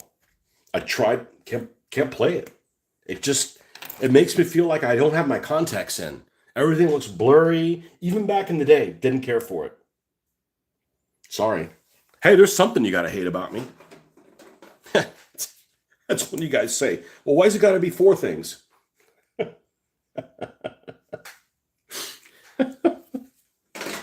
I don't like to mince words. You don't tell me, hey, what don't you like? Oh, I'll fucking tell you. Does this make me look fat? Don't go there. Don't go there. I don't think they made a version of the new computers. 286 is best. Yeah, my dad had a 286 and a 386. And I think I had a 4. I think my first computer, I believe, was a 4. It was a Gateway. I remember driving to Jacksonville. They had a Gateway store. I wanted to see it in person before I ever ordered it. It was like 1999. Had the Boston acoustic speaker set with a boom box on the bottom of it, and man, that thing could blow some freaking air.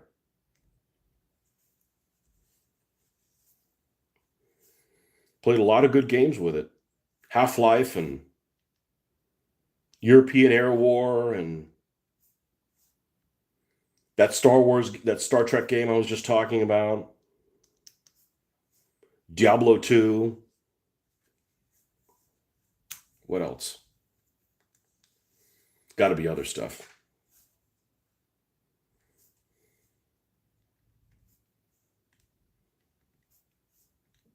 Then shortly thereafter, we got a Gateway store. Like a year later, we got a Gateway store in Gainesville. I was like, great. Now, why'd I drive all the way out there? And pretty much bought a top-of-the-line computer. It was like $2,400. I think it was like that. It was over 2, I think, or right at 2. And they did this thing, this game. It came out, and the first time it was kind of like, it was a Microsoft exclusive only. It was kind of like State of Decay. In other words, it was a game that was exclusive only to Microsoft stuff, and it was the first of its kind. And I really liked it. Nobody else really liked it, and they ran a tournament of it at the Gateway store. It was a game called Midtown Madness, and the reason I liked it was a racing game, but it was free form. So in other words, obviously there was an end of the world, but it wasn't like you were on a track, right? And so that one was based in a Chicago-like place, and it was limited availability of the cars you have. Basically, everybody ran around in Mustangs. Everybody ran in, like, I think that was like the year like the Mustang got reinvented. The Mustang disappeared after that 5.0 style square body, and it reappeared like in the late 90s or something like that. So that was like the car that had the best speed, maneuverability thing. Everybody was riding around in those things. There was like only like 8 cars or something you could do. And they did this tournament where you'd come in and you'd sign up your name, and you'd go in, and you would play some game mode, and whoever got the highest score. And I thought it was pretty good. And the problem is it worked really well on my computer. But then on their computer, for whatever reason, even though they sold them, it ran glitchy as shit. So I didn't do very well. I'm like, okay, well, that was fun for a moment.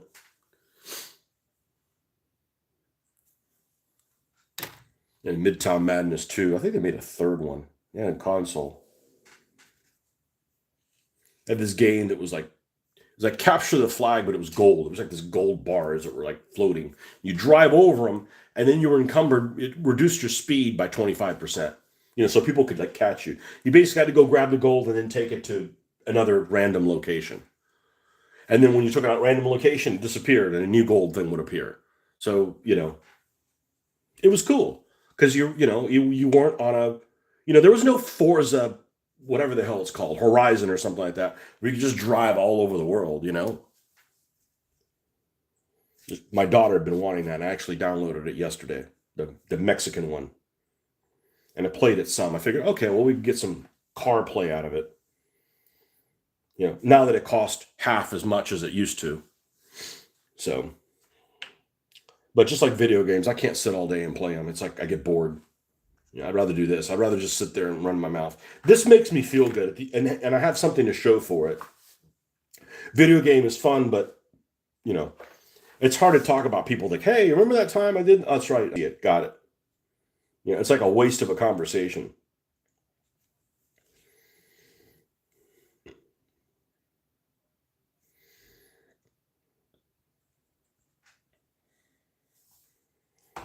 Yeah, I think I'm not going to fool with the back. I'm going to leave it as is.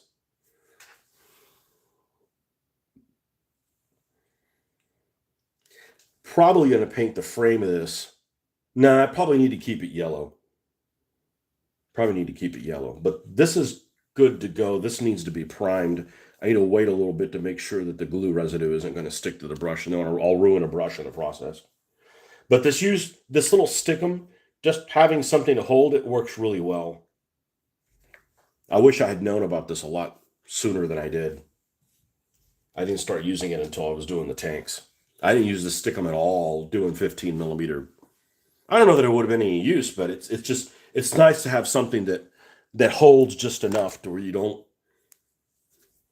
That's the problem with a lot of these little things. For me, it isn't not being able to see it or not being able to paint it because it's small. It's not being able to like grab it while you're trying to sand something down. Like you just, you're a giant trying to do these things, World of Tanks would occasionally have side games doing that. Oh, the gold and stuff? Yeah. You still play World of Tanks? So, I don't play World of Tanks anymore. Was I stupid and only brought one soda? No, I'm a fucking genius and brought them all. Yes! Everybody has their addiction. Mine's things that go in my mouth. Don't go there. It's food and drinking, and I don't mean alcohol. I basically don't drink. I don't have an alcohol problem. Well, other than I don't drink enough. No drugs. I just consume things too much. And not necessarily unhealthy things, but anyhow. So War Thunder. I got my buddy I play with Don that I play. Somebody I know in real life. He's a war gamer. He's been on a couple of DBA videos, I think. Older guy. He's actually older than he seems. I don't have a problem with older people. Almost everybody I've played war games with has been on average about 10 years older than me. The problem I have is if they act old. I don't mean like I act like a goof, but you know what I'm talking about. You got to have fucking fun, right? You need to get excited when exciting things happen. And some older people, and some younger people too, just don't have that thirst for, I don't know what it's called. You know what I'm talking about. You've seen my videos. There's stuff to get fucking excited about, right? I don't mean excited like angry, just excited like, this is unbelievable, that kind of stuff, right? And a lot of people, I don't want to play with people that don't have that spark. And, I went to this modeling convention. It's a year after our war game convention, so it was in October. And I felt really young there. I never feel old. I just feel, I always feel like I'm, I don't know, 25, 30, whatever, regardless of the fact that I'm in my 50s. But everybody there was like really old. Like, I'm about to fucking die. Really bad health issues. Like, and I'm not talking about, you can't run. None of us can fucking run, okay? If somebody's chasing us, I'm going to run, okay? But otherwise, I ain't fucking running for nobody. But just like mobility issues, like they can't make it, like they would have problems like making it to the bathroom on time, that kind of stuff. And it was just like, man, how do these people get so fucking old? Like I just don't want to be around folks this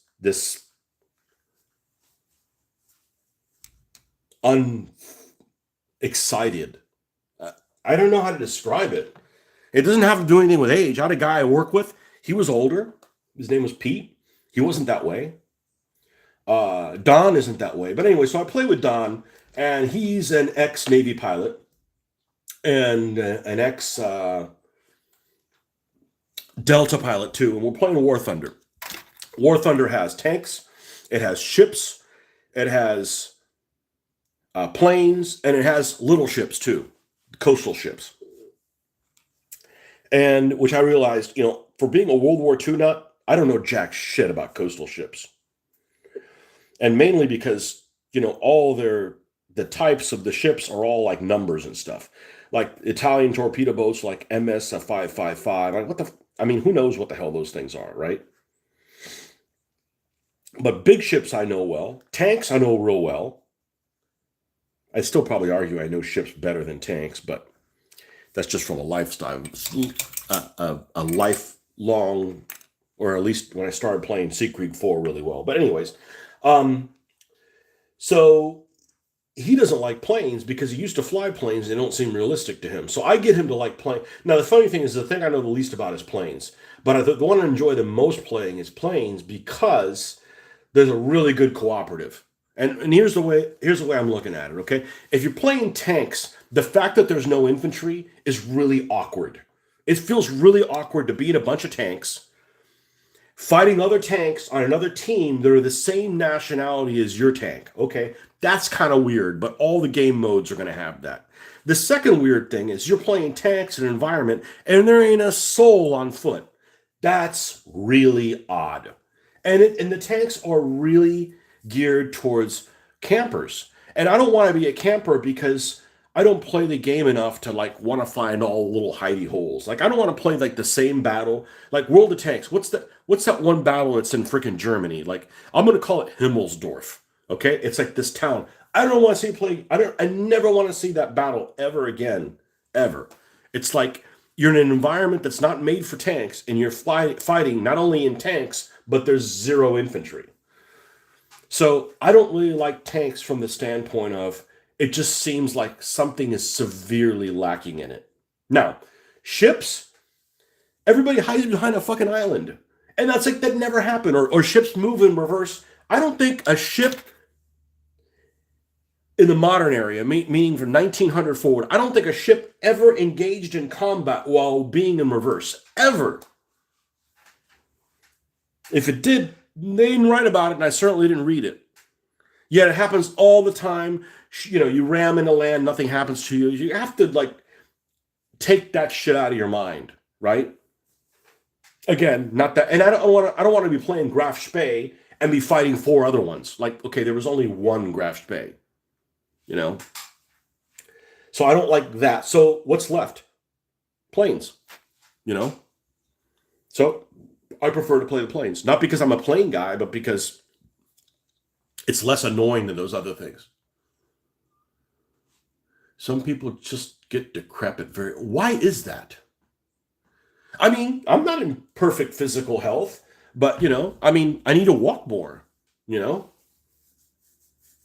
and eat less. The problem is I'm eating just like I'm in my 20s, and I don't have my 20s metabolism. I'm not eating any worse, That's it. Other than that, I'm okay,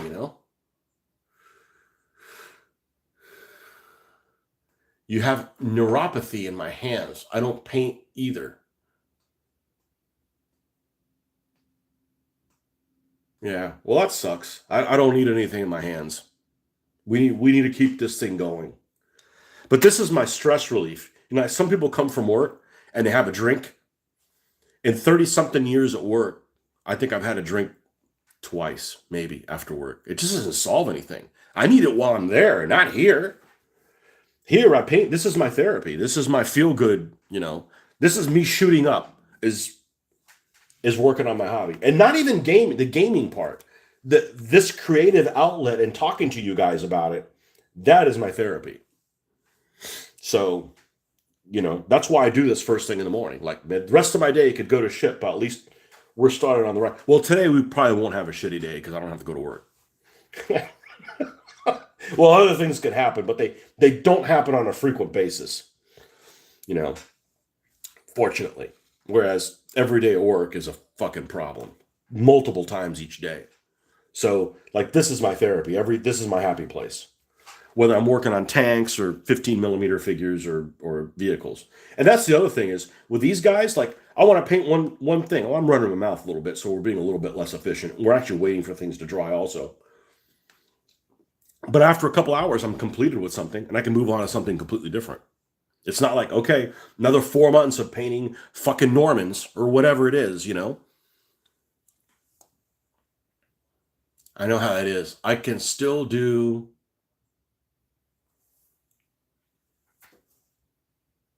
slot cars and comic books. What do you do with comic books? And when you get comic books, or you get the comic books because of the particular artist? Because there's like different renditions. There's like some comics that I'm like, I don't know why anybody would like this because it's not drawn worth a fuck. And then there's some that are beautiful, but I'm just not interested in the topic. Like anime, we talked about this. I don't care for anime. Why? Subject matter just doesn't appeal to me. Some of them look great. Subject matter doesn't appeal to me.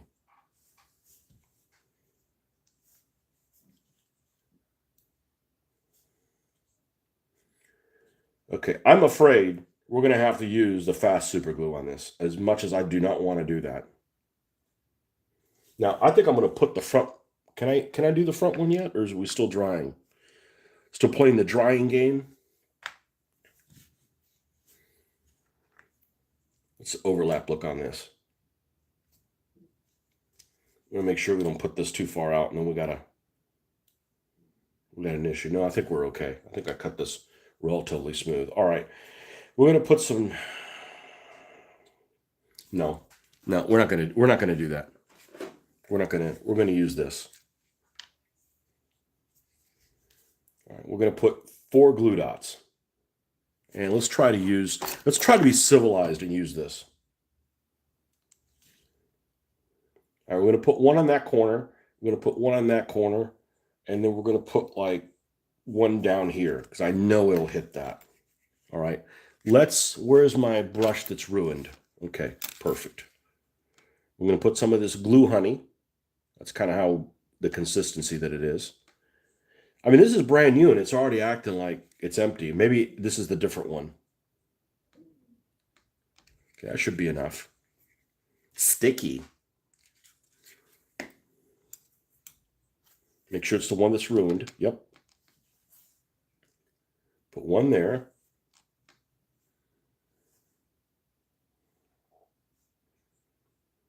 One there. And one down here.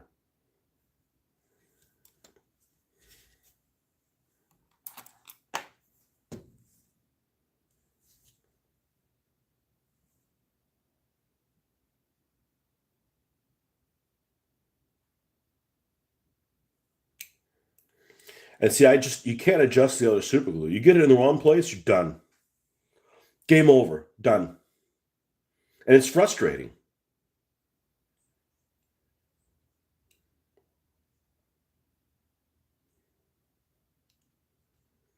And it makes me feel like I'm rushed. And, nothing is worse for me than rushing me. Rushing and interruptions. Those two things are my cancer. You like the art and sometimes value.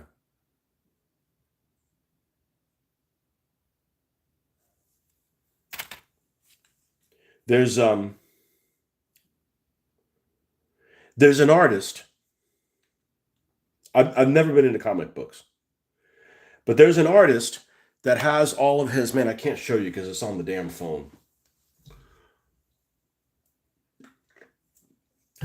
When we used to go to Universal a lot, whoa, well, why the back of this thing just all of a sudden decided to get all uppity?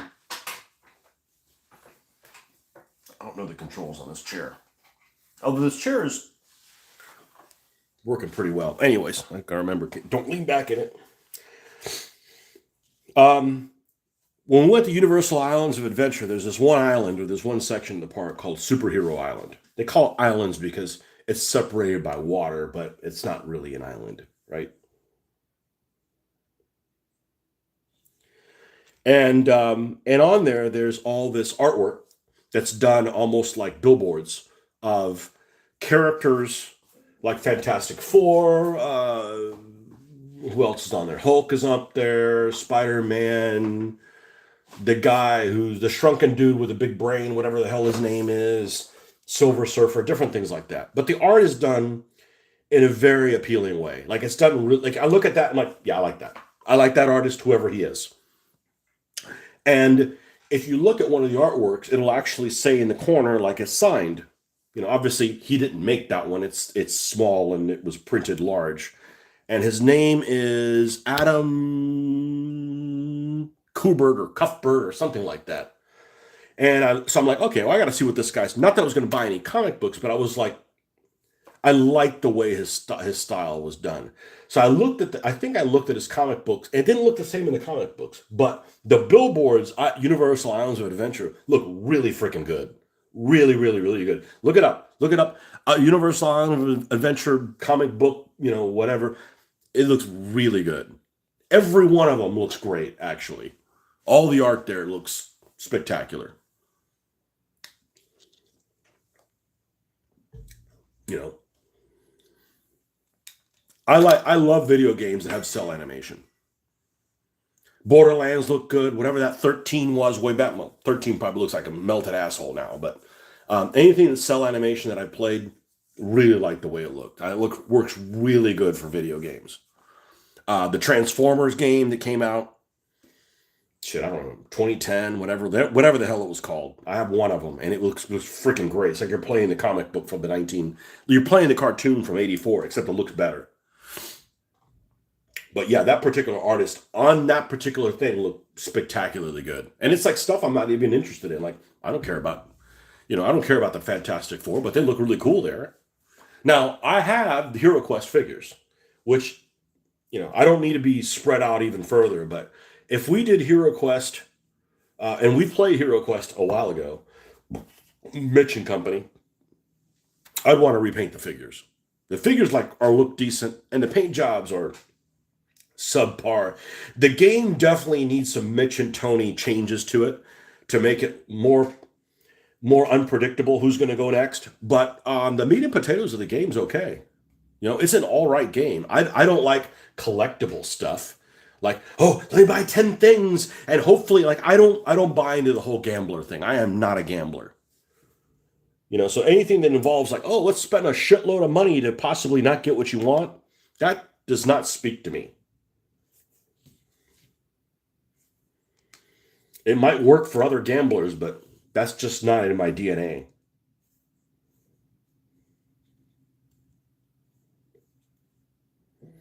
So like I wanted to get the Fantastic Four. They came in at team. Oh, they're not worth anything because they're not. I don't care. You know, they're a team, and look at Dragon Ball Z games for really well done cell shading art in a video game. We have a comic book producer called Coffin Comics, known for Lady Death. Huh. Never heard of that. All right, I gotta wait for this. Let me put this down. Wait for this dumb bastard to dry, and I'm gonna look at some of this stuff.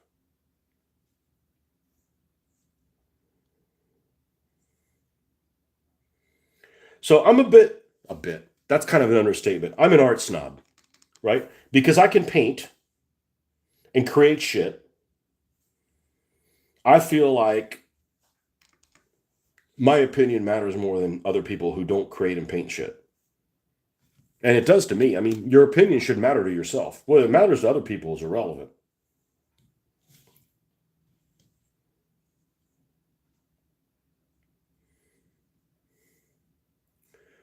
So if I get put in some place like, a museum of modern art, yeah, I'm going to have an opinion about it. I'm probably going to be vocal about it too. Because there's just some stuff on there that just is trash. It's fucking trash. Right? It's trash. It's not well done. It took no effort to do.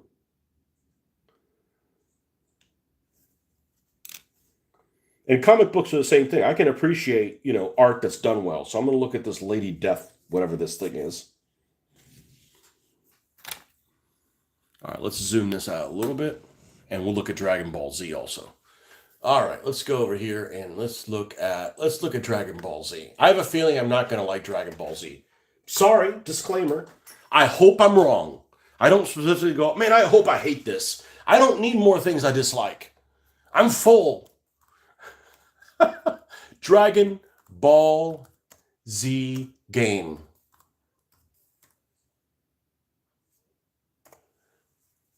Images.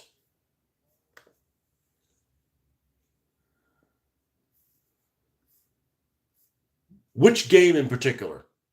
I don't want to click on it. There's a big variety of stuff all over the place. So the anime of Dragon Ball Z, I don't care for. So let me just start off with that. So if it matches that, I'm not going to probably like it.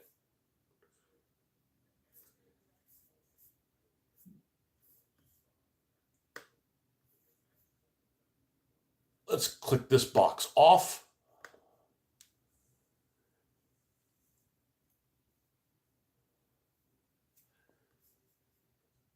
I really like Border. Which other ones? No, I think I've only played two. Hmm. The Transformer one count. I guess I've played three. Although the Xbox, I think 13 was on the original Xbox. It probably looks terrible now. What was the name of that thing you said? Coffin Comics. Coffin Comics Lady Death. All right, let's see what we got here. Coffin Comics Lady Death.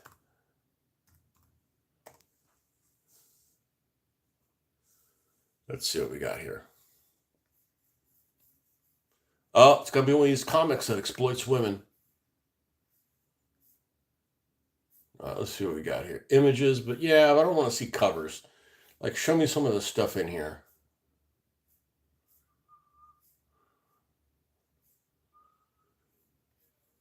Let's see. Let's look at this.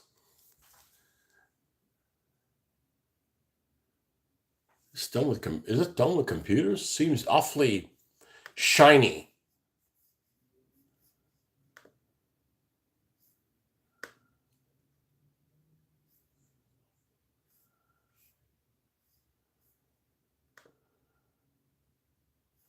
Never heard of it.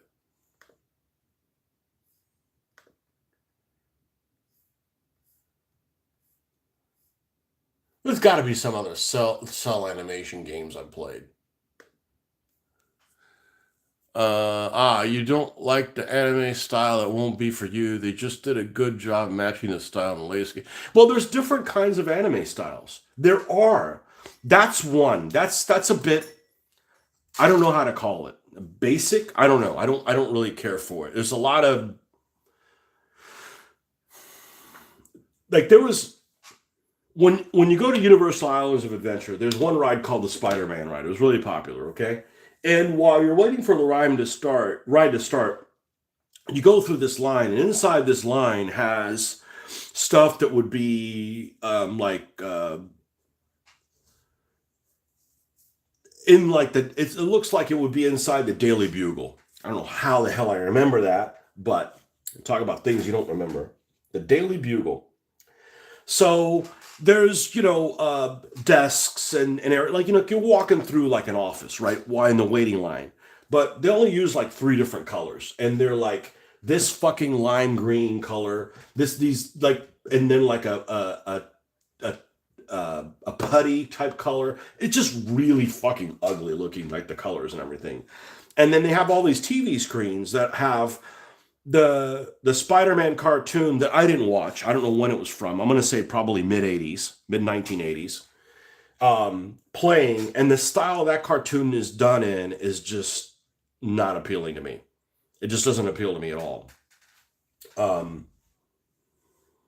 There's just certain styles of cartoon and anime that just don't appeal to me. So, like, one of the ones that definitely exploits women, a lot of the artists are women. And yeah, so for instance, when my daughter was little, we started watching this Transformers one, and I got to find which one it is. And I want to say it's called Prime. The style, the art in it is awesome. I want to say it's called Transformers Prime. I still would love to play, and I actually found miniatures for it. A game with Transformer figures. I think that totally would work. And they have that big Transformers role-playing game. I don't want to role-play it. I want miniatures. I want like Battletech with Transformers. Okay? That would work. Transformers Prime. Let's see if it's this one. Not the game. I didn't know they made a game.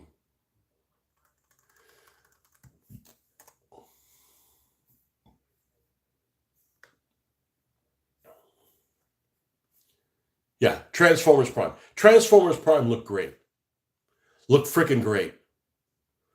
What else looked okay? G.I. Joe Renegades. G.I. Joe Renegades look good. These are all like 15 years old. They're still done with computers. I like the way they did a lot of that stuff on there, but I would love to do. So I found somebody on Etsy that makes all these Transformers. I don't know how big they are, but they're like $15 each. I'm like, yeah, I don't want to play it that much. That would be too much. But that would be fun. That would be fun. Yeah, tabletop. I don't do RPG anything. RPG, I'm not going to knock RPGs, but I'm just saying RPGs are better for people that don't paint shit. Like, the whole point of me playing it is to paint shit, and then you get to use that in the game. So I get to see my creations, like, come to life, so to speak. I guess I'm a mad scientist, okay? But that's the appeal to me. Something that's just in your mind and everybody's imagining it differently, this doesn't appeal to me, you know? What's this Transformers the game? Transformers Prime the game. Yeah, but if they made like Battletech with Transformer stuff.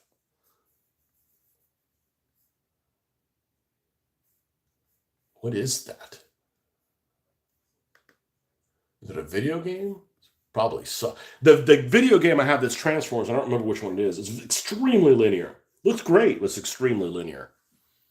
Like you can't go and explore this over here. Nah, you like you got to go down this street kind of crap. I'm like, it's just a little too limited. Oh, is it a Nintendo thing only? Yeah, well, we won't see that ever. Not a Nintendo fan.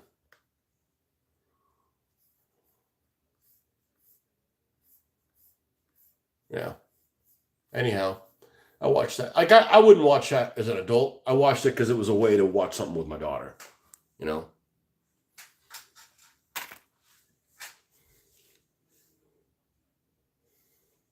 Because my daughter is girly, but she likes like boy stuff. You know, she doesn't want her own Transformers, but she can appreciate.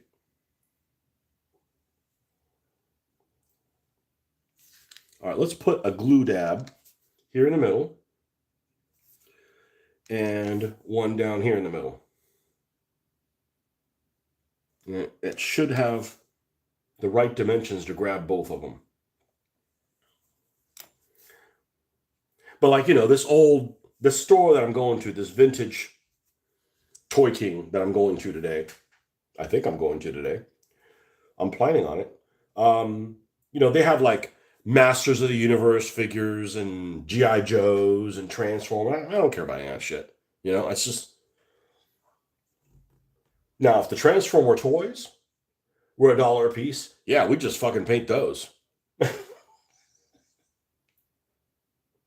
I didn't have very many of them. I was already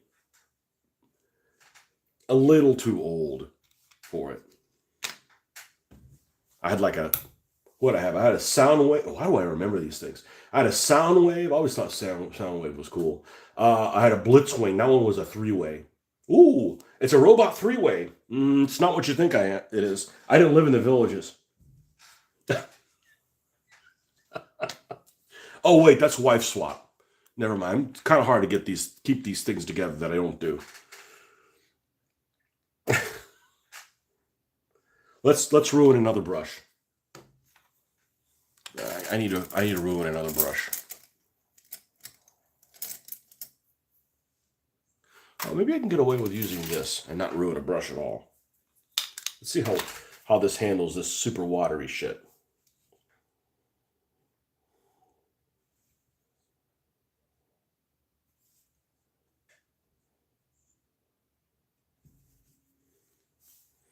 What else did I have? I don't. That's the only two I remember. I must have had like 5. I don't think I had more than 5.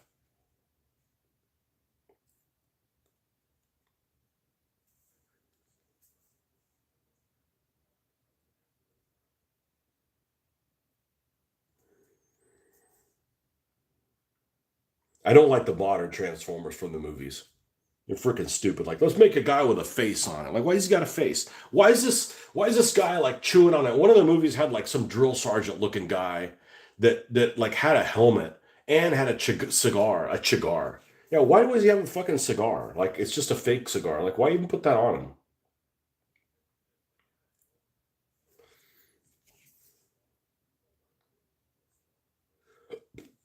Now, I don't care if I have a little bit of this glue shows because this is all going to have like drippage and stuff. It just doesn't need to be really thick.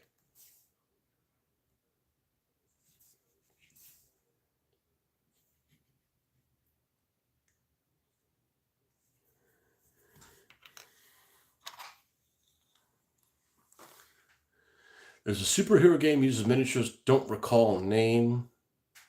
Yeah, there's probably several. There's a guy at Historicon that we went to. It was before COVID. It was 2019, and this guy had an entire game set up like he had 3D printed 28 millimeter GI Joe figures, and it looked great because it was well painted too. I think I took pictures of it. It's somewhere. I have to go back. I'm pretty sure it's on Facebook. It looked really, really good. I don't know if the game was trash or not, but it would have been, it was nice.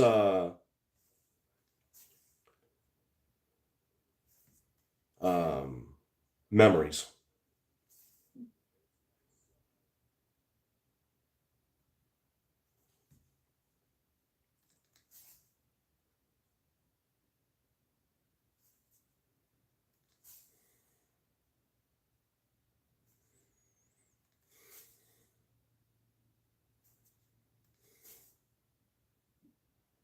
So this stuff is super thin.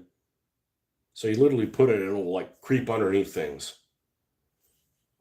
Which I'm glad I finally found a use for this damn stuff that I bought. It came like in a multi-pack, and this stuff is just so watery you can't use it for anything. Until now. Okay.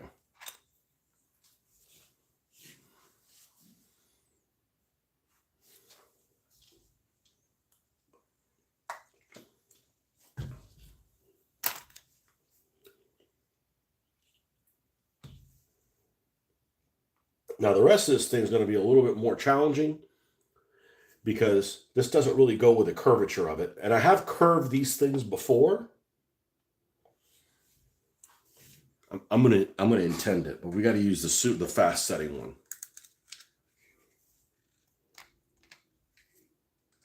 I'm gonna have to hold it in place because this has the two layers.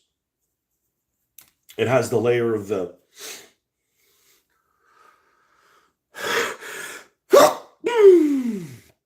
okay. It has the layer of the mesh and the layer of the actual like frame, and between both of them, it kind of stiffens it up quite a bit. So we're going to put some of this super glue here on that corner, and we're going to put some of this super glue here on this corner and see if we can't hold this for a little bit and get it to adhere a little bit better.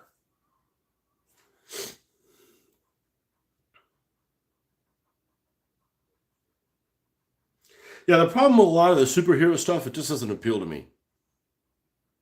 You know, like Superman doesn't appeal to me.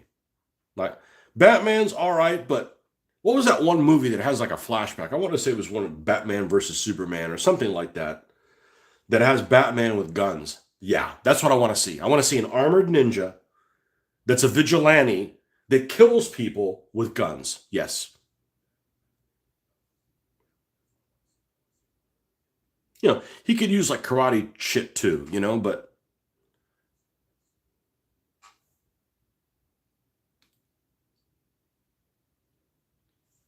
okay, this side glued down. This one did not. Okay, that's good.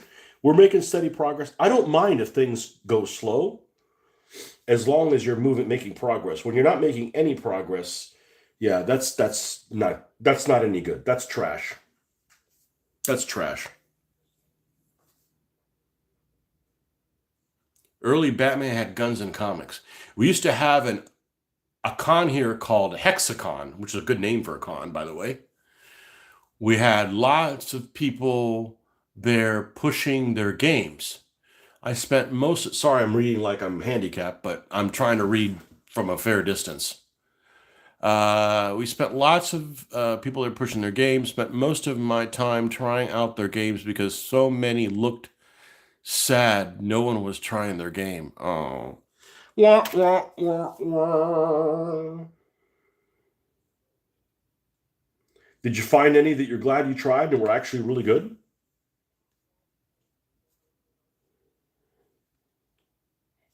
No, they all sucked. Oh, oh. Wah, wah. Sorry. Okay, that's hitting here. Let's put a little dab here. The only thing I hate about super glue, well, there's a lot of things I hate about super glue. It's so damn brittle.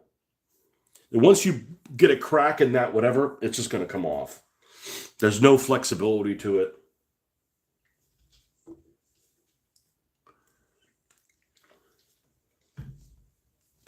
I have a Batman car. It's not, I want to say it's one of the, like the Tim Burton one. The first one looked like a rocket. So, and the reason I got that one is it's going to be called Batshit Crazy. Some guy who thinks he's a superhero. Not necessarily Batman. This guy's batshit crazy and happens to be a bat-shaped car.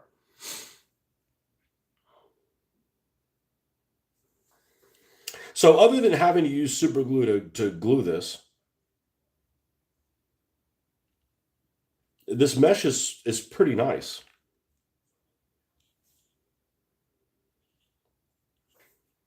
Man, I don't know how durable this is going to be. We're going to have to be laid gentle with it. Yeah, see, it's just so bloody brittle.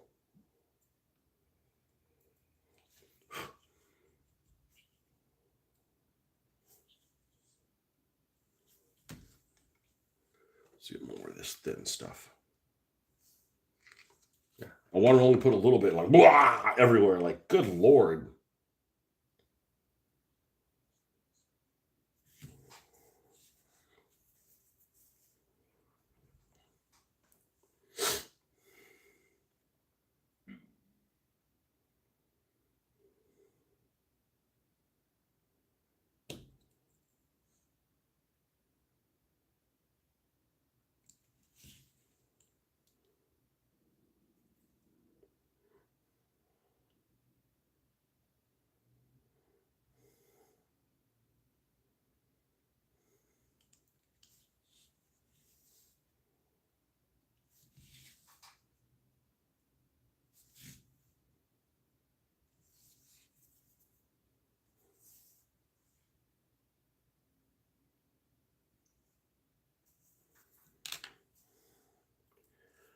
I don't know if comic books are really popular by misfits because a lot of the comics make the comic book characters make them look like they're misfits. So like the misfit reading comic books can now feel not like a misfit because there's other misfits with powers. But let's use all the misfits you've ever said in your entire life in one in one run-on sentence.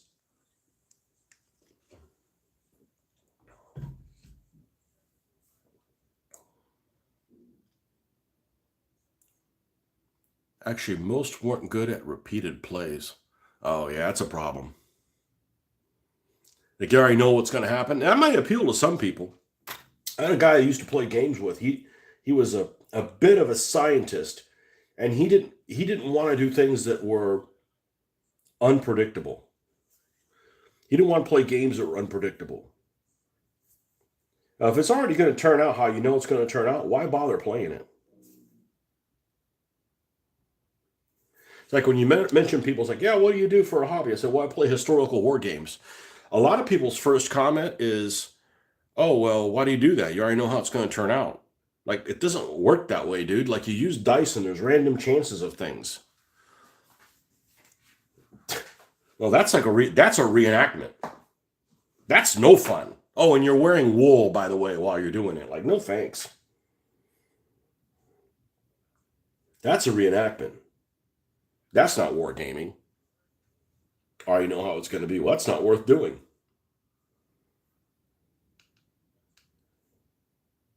And you got to tell people, no, it involves dice. Oh, so there's gambling. No, it's not gambling. Jeez. And like one of the things that I think is really lame is watching television. And here's why I think it's really lame. Because you have no impact on how it turns out.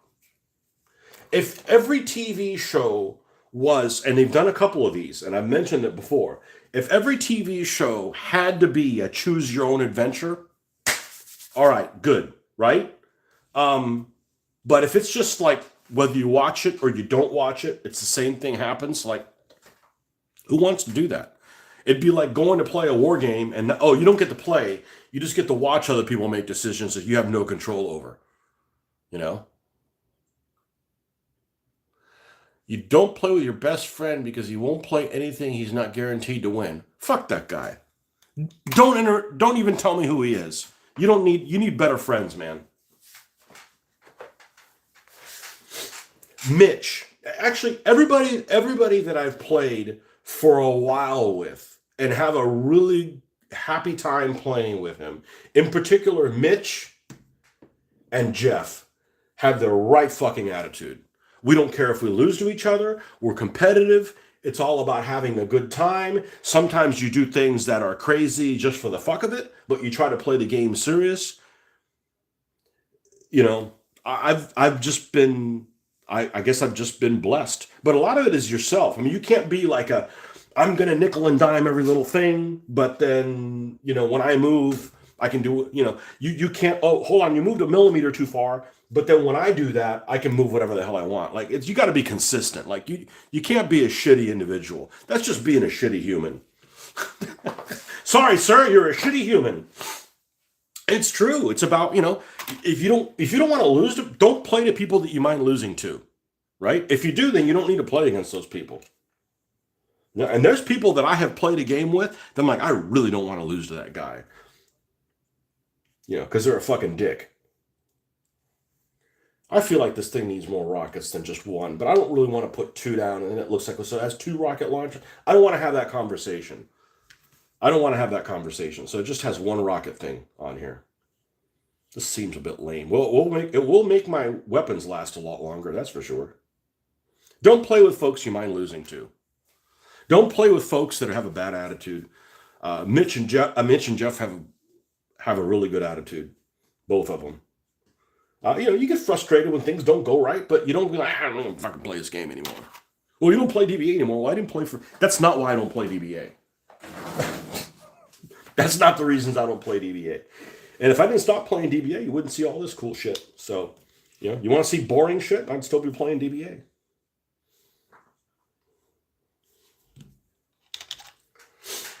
All right. Yeah, you need another best friend, man. You could do better than him. Fuck that guy. I got a guy, and I mentioned to him just this last week about. I saw this meme that came up that was the principal from that child molester dude from. He's a child molester because in real life he got busted for that. And Ferris Bueller, that redheaded guy with a mustache, creepy fucker, right? The creepy fucker, whatever his name is. And there's this meme where he's just kind of looking around and says, "This is me when the friends that never say anything positive always jump on it." I forget exactly what the wording is. But he basically has these people. He has all these Facebook friends that they never comment on anything until they want to argue with him. I'm like, you're a fucking saint to have those people around. If I had that kind of a relationship with people, like they're just there, I'm gone. Like, I don't need that negativity in my life. I have enough. I get paid for enough negativity. So this is something that I brought up, I think today or another time that I might have been today. I found this at work, and this is like a tire valve. Oh, here it is. Actually, you press it and it's like a valve for a tire. And this has got to make like a good laser weapon.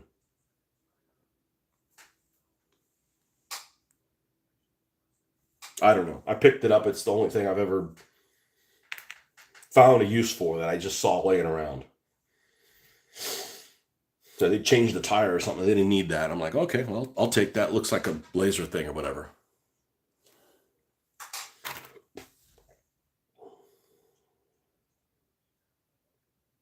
All right. Is this dry enough? Probably. Are we going to put a frame in yellow around this thing? I think so. I think we're going to do that. So we're going to grab those. These colors are probably dead again. Or not. A little bit of brown, a little bit of yellow. Oh, the yellow died. Let's just cover the whole thing in brown. We know we're going to have to. We know we're going to have to do that. Let's do the.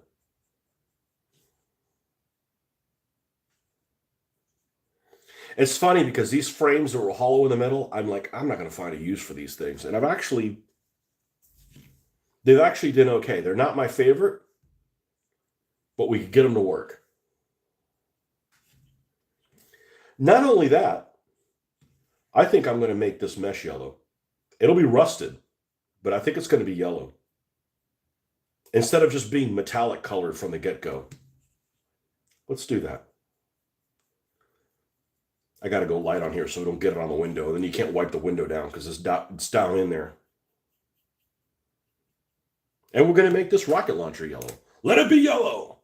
Well, this is a YOLO pony. Don't you mean yellow? Exactly. I got to be mindful of the time. I probably need to stop at 9.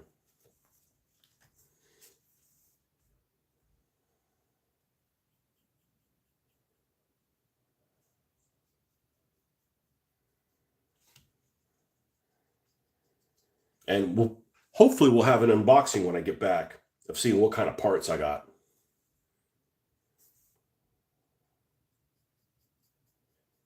So of all the games that I've played, I'd say this one by far is the friendliest one I've ever played, because I find myself, well, except for one player, we all seem to play communally. That sounds dirty. Like somebody's getting passed around. You are. In other words, like, it'll be somebody's turn, and I'll like volunteer what I think would probably be a good move for them. I don't want them just to crash out. I mean, I want to have a nice build up to a, climactic ending. I don't know if that makes sense. More than any other game. We're not keeping score here. Don't care. It's not you. It's this one vehicle that you're making choices for. This isn't you. All right, let's bring in the yellow. Start bringing this up. The yellow rusts really nicely, anyways. The other guy I told you about, Palacino, something with a P. He puts things that look like hoses on his cars. Looks cool. I'll have to check him out. He should come up on Gaslands, right? Do a search for Gaslands. He's a hoser, huh? I want every car to have a personality and be a little bit different. I don't want any of them to suck either. That's not the point. It's like, hey, what's this shitty build I did? No. They need to be. They may not be really awesome in the situation you find themselves into, but sometimes, like there's one vehicle that's called, what is she called? The British one, Poppycock. Poppycock has a perk that it can't ever take more than 2 damage on a given fire phase. Like, well, but it's not armed very well. It's like, well, this vehicle's not armed very well. What if you're running and everybody's behind you? It's handy to have it in that. Or somebody fires like a BFG at you. Like, oh, it does 8, it does 10d6 of damage. It's like, yeah, but you can't ever, I don't care what you do, you're not going to get more than 2 hits. Like, that's pretty handy to have in that situation. If it's trying to dish out fire, yeah, it only has 1 MG. Like, not that great. But there's no other car like that.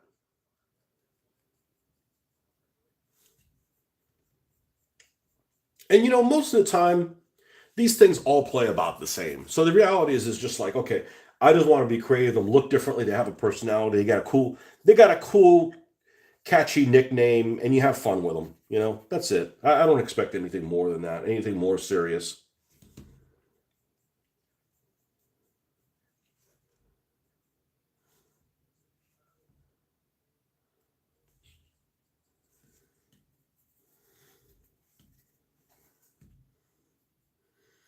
Just have enough exciting that I'm still motivated to go out and paint another one. And I really am. I got a lot of cars to do, but I'm excited about doing many more of these. Well, first of all, it's fun. And I think they look pretty decent. It's cheap as hell.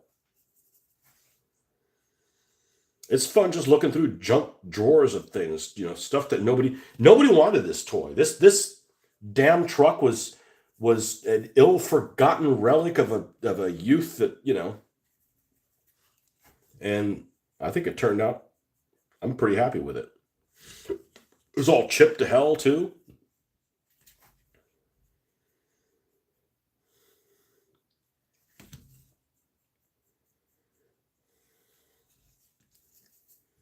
But I think one of the secrets that I've really enjoyed painting these vehicles is the weathering. Had I not done the weathering, had I not been as happy as I am with the weathering, I probably wouldn't be happy with these builds. And the weathering is totally the tanks. So one thing builds off of something else. If I ever find figures that are affordable, I'd put some figures in these, and the figures will look great because that all comes from painting 15mm stuff and 20mm stuff. Like, I don't have figures in these vehicles because they're just, I don't want to spend $15 for a figure. So I got to come across things that are. It's not a huge priority for me.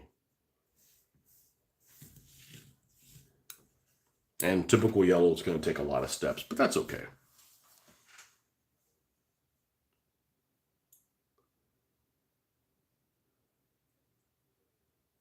I'm Fanata Edits. Fanata Edits. I don't know why, but I remember when I was there was a dude in chat that took mushrooms and talked to trees. Fanatic Edit. So you're on Fanaticus?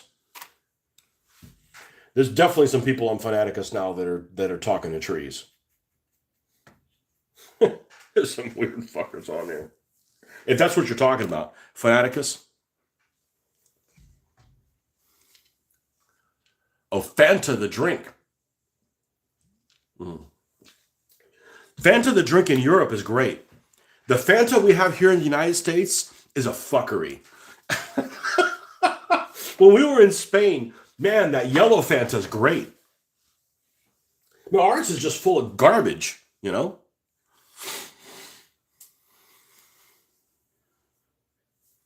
Yeah, the Spanish, and you know, I'm sure it probably comes from Germany. Isn't Fanta German? The one in Europe is spectacular. I mean, it's sweetened, but it's not like the bullshit that, you know, we get here. They're trying to poison us.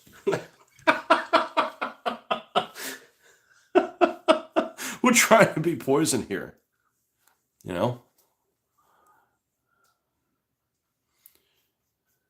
You hit 100 subs. Well, there you go. It starts off like that. You got to do the stuff. You got to do the stuff because you enjoy doing it, not because you're going to get some kind of an impact. You know, I do this because I need some company. I need some company while I'm doing this, or I'm going to get bored, and or I'll distract myself. So you guys actually keep me on track. That's why I do it. I don't do it for subs. I don't do it to be popular. I don't, you know, I do it because I want to knock these cars out because they're fucking cool.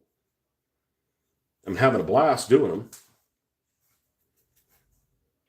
And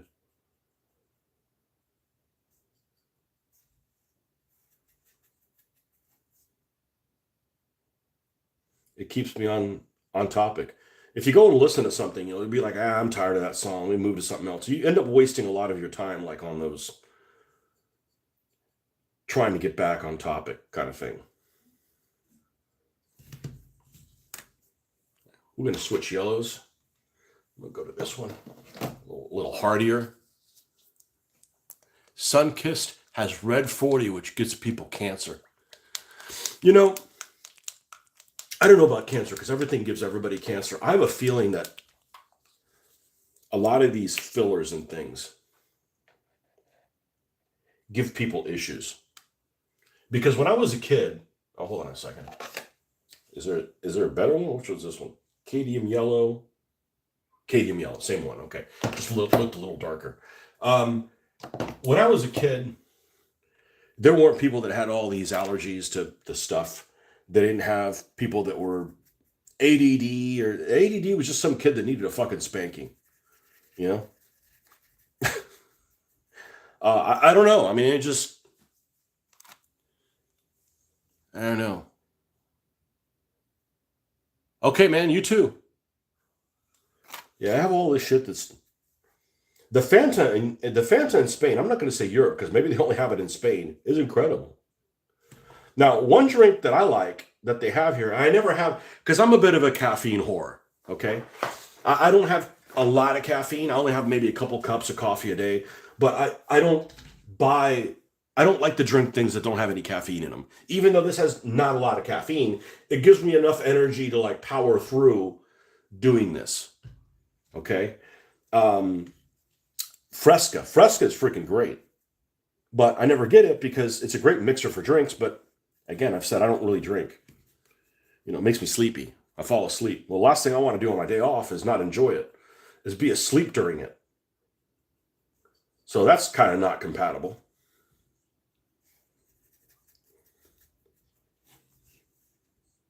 Although I have had drinks online, but you know, we've been sipping on some vodka or something like that. You know, it's just Only because I was working on Soviet tanks. The commies made me do it.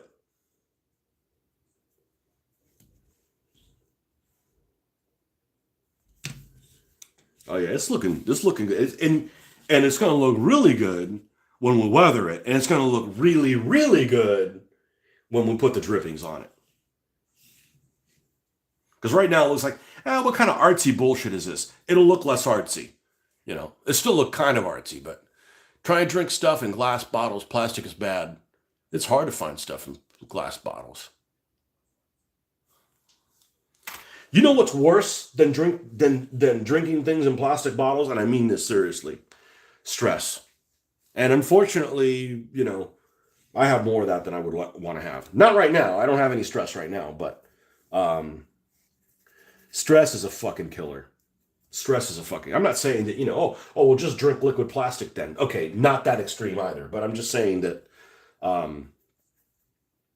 stress is brutal. I've had days at work that I haven't felt well. Speaking of which, I ain't gonna take my medication. Because I'll forget. Even though today's not really a day that I need it. Just blood pressure shit. Just from being too fat.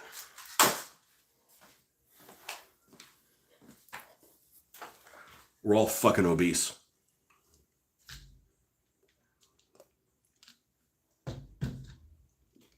Oh, you're a grown ass man and don't weigh 153 pounds? You're obese. And if I weighed 153 fucking pounds, I'd be sickly.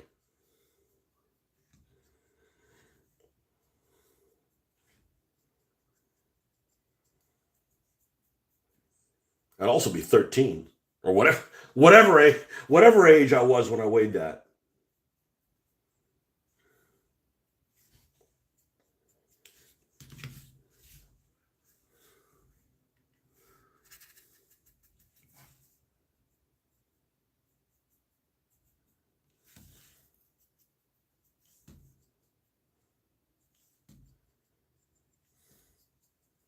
I love painting this stuff so much.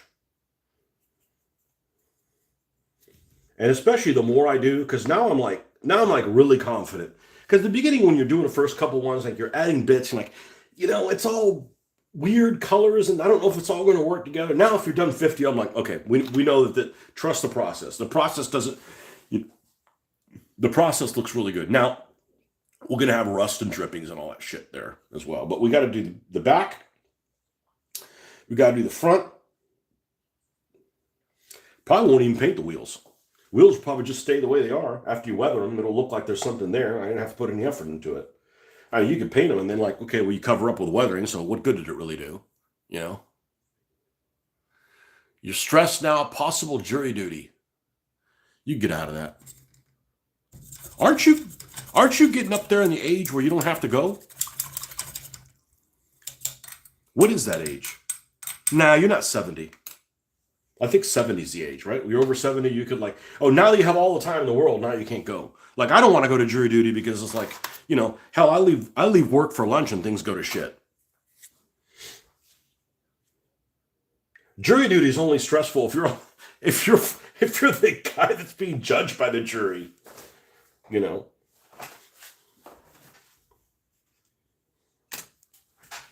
Did you get picked already, or you just have to go waste your whole day to see if you get picked?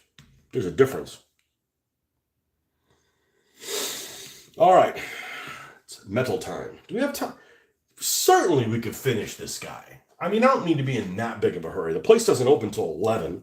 There's a couple other places I want to hit. I think if I get out of here at 9:30, I'll be all right. Just be nice to come back with a clean slate. Like, hey, we're going to work on this thing next. I don't know that I'm going to work on the rig. I'd like to have the rig done by next weekend, but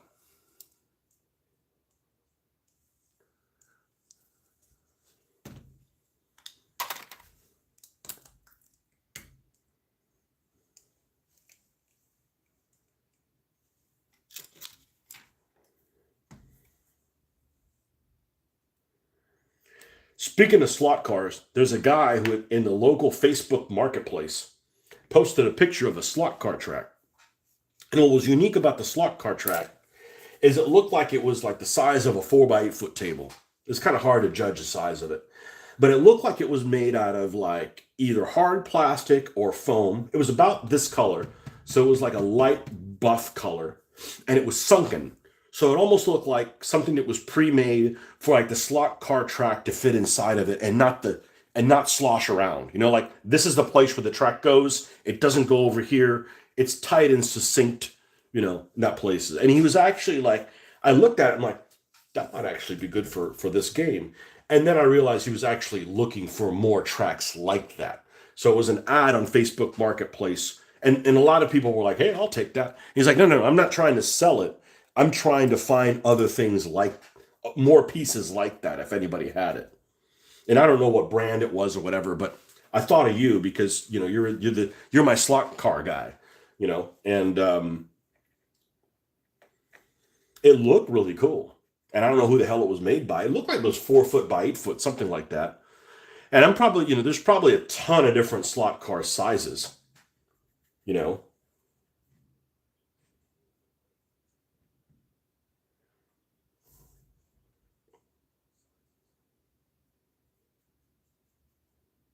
But that was just this last week I saw that.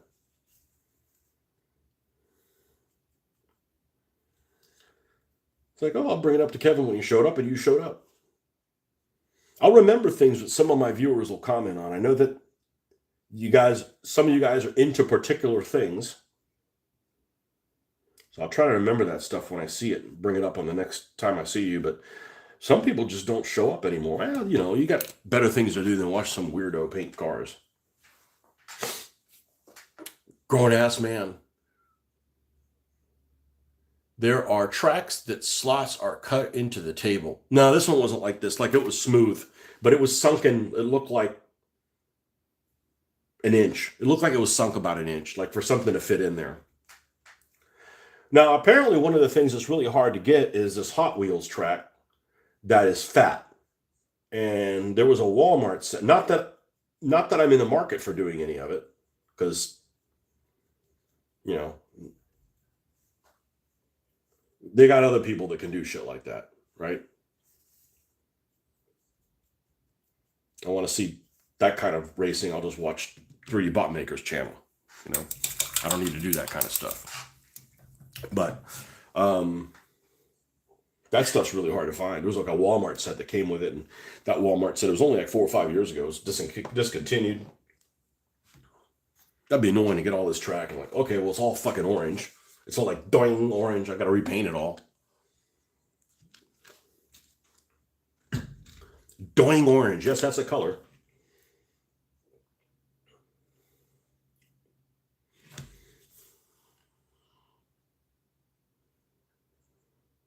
All right. This is a what year Mustang? 67 Ford Mustang GT. Okay. This is starting to look like the Mustangs that I like. The ones that are earlier, the 60s ones, I don't like them. They look too frail. I don't know. They just, I'm not a Mustang fan. Um, but there are some that look really good, but it's not those early 60s ones for me. Look a little too frail. Okay, 1968. Or was it a 67? 67 Mustang GT. Okay. Let's look at the front of this bastard. All right. Got headlamp there, headlamp there. Those two little things are headlamps as well. Okay. And let's look at the rear.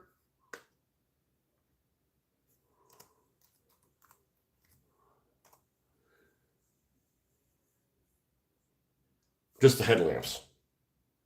All of them red. Got it. All right. Right.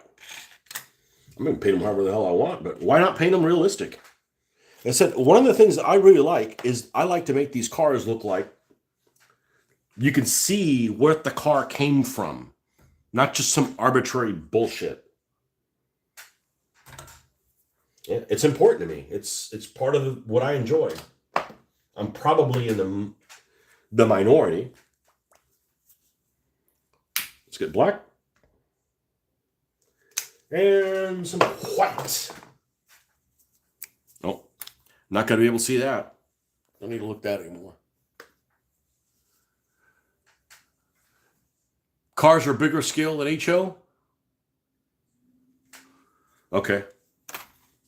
I would imagine they're even bigger than this. I'd imagine they're probably somewhere around 50th scale. I mean, they make all kinds of different ones. Do you race the ones that have like the Lexan type bodies that are mostly hollow? Or do you actually have like a body cover to them?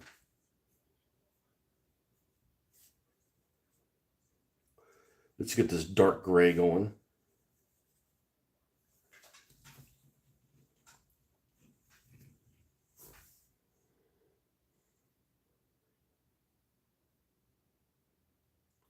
Went to the store yesterday and they actually had the other day, not yesterday, the other day, and they actually had that van from Dumb and Dumber, the one shaped like a puppy dog. I'm like, yeah, it would be funny, but movie I've seen one time. I don't remember anything about it.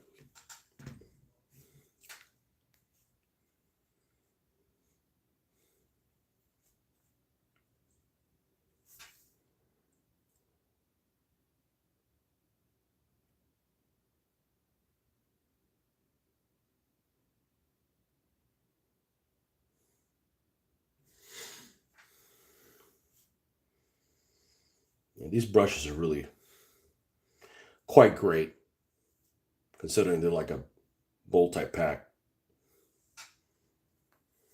type thing.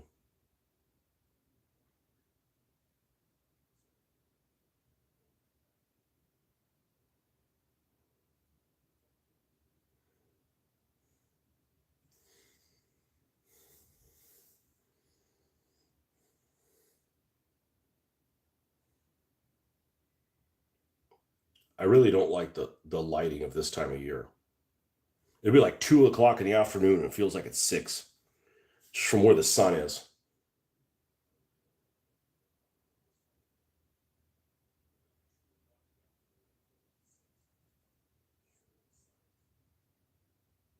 It's also why I went to bed at 9. But I'd rather go to bed early and wake up early. Unlike every retired person I know. Every retired person I know is a fucking night owl.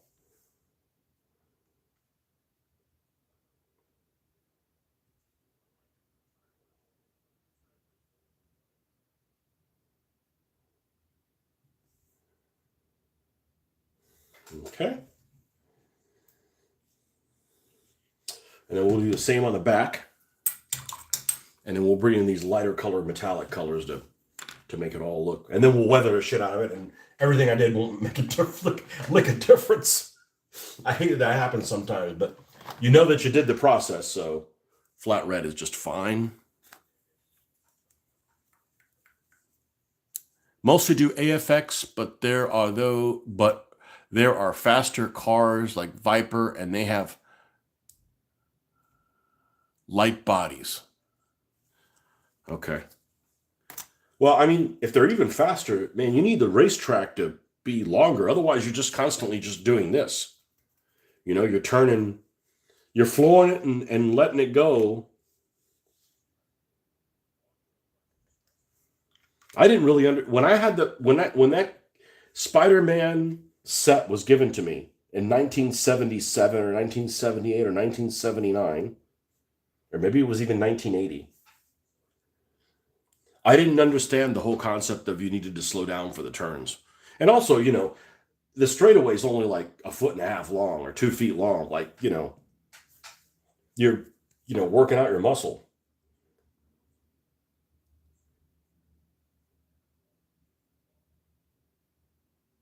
So they constantly go off the track.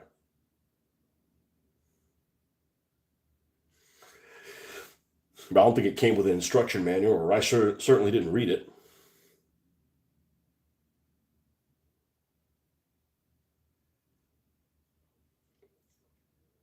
To figure out that's what I needed to do.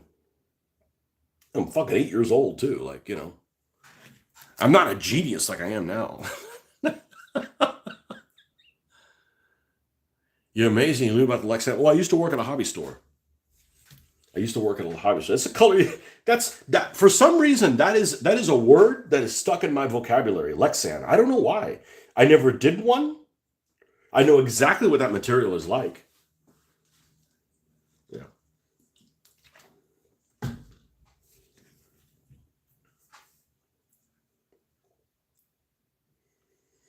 That's a money suck. RC cars.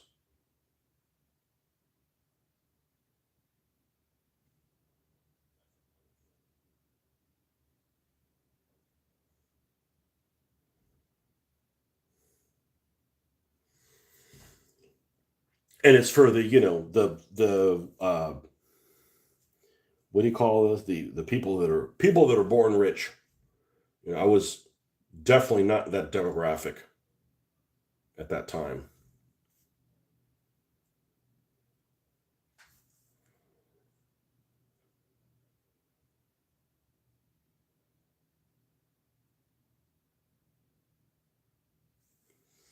I'm actually surprised how many adults I've seen rummaging through the Hot Wheels stuff. And I think to myself, this is one of these fucking scalpers. Because I don't like the idea of scalping. Like I get it if you want to get things that are rare because you want to get them and do something with them. But just to resell them, like you're not making any money, man. Like you're taking something. I mean, maybe they find pleasure in it, but you're taking something that's fun and making it unfun. The modified tracks today, you can't slow down to make either.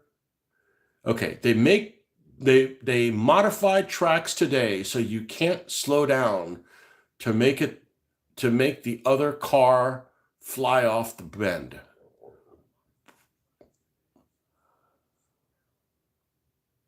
I didn't know you could make the last slot car track I saw.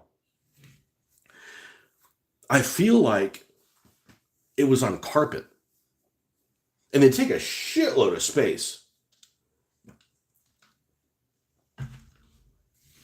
They're not very space friendly, you know. DBA is probably the most space friendly thing I've ever encountered. This game isn't too bad, but it's definitely not DBA space friendly. All right, let's look at the front of this Mustang because does it have a logo? Does it have anything blue in it? This logo is on the back. Let's see. Let's see what this is. Let's get one somewhere to this. Looks like it's just silver. Might have something in it, but it's not a Ford emblem. Okay, let's look at the front. Because if it's got the Ford emblem, I'll paint something blue and put some scribble in there like it. I don't think it does. No, it has it. It has the Mustang logo, but it's on silver in the center of this. Is that visible? I could probably make something where it looks like that. All right, let's kick it up a notch. Okay, kicking it up a notch goes up to lead belcher. That's what they should have called the phalanx defense system on Navy ships. The lead belcher.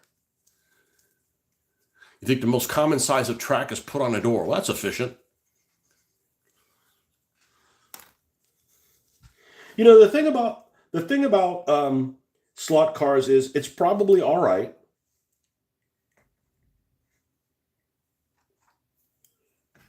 if the people you're slot racing with are decent folks. If they're like win at all cost fuckers, fuck them.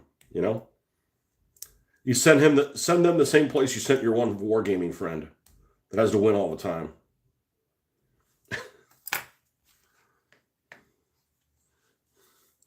It took me almost no time to realize that people that go to car shows are almost everybody's a fucking dick. Now, maybe that's anything that anybody has at a show of any kind. They're just like, you know, my shit's the greatest. Yours is crap. You know, I don't want to be around people like that.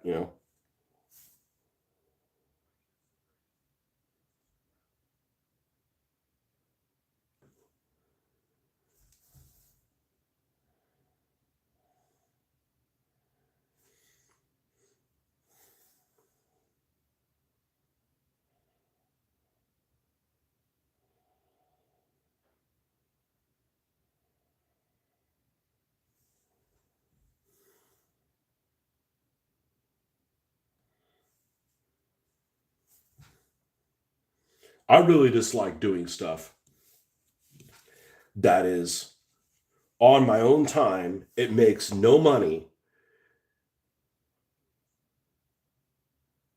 and it's not any fun. And you got to deal with like argumentative people. Like, I'm out. I'll never be back.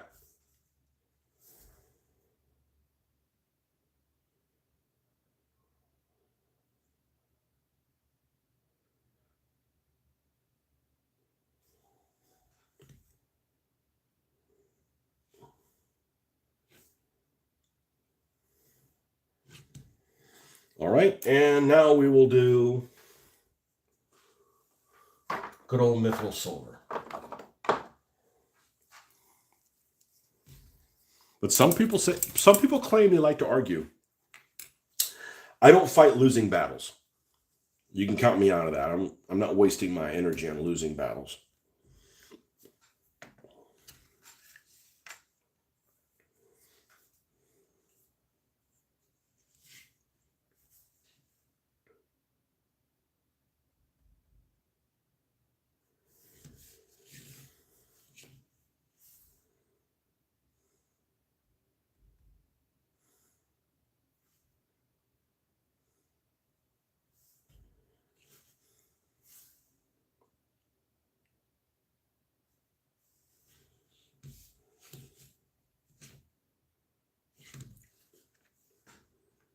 That's it for now. I'm going to try to avoid doing a lot of leathering on those spots because I like them to kind of. It's funny. The first car I repainted was actually a Mustang, and I still haven't finished it. Wherever she is.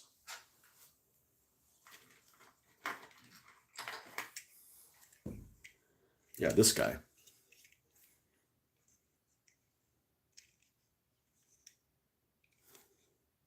It's all tuned out. It's a pretty color.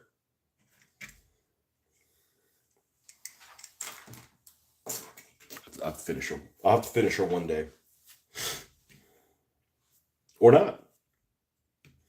All right, weathering's next. Like doing drippings last. Otherwise, you put drippings exactly how you want them, and then you weather over them, and then you wasted your time doing it. First one up is chocolate brown.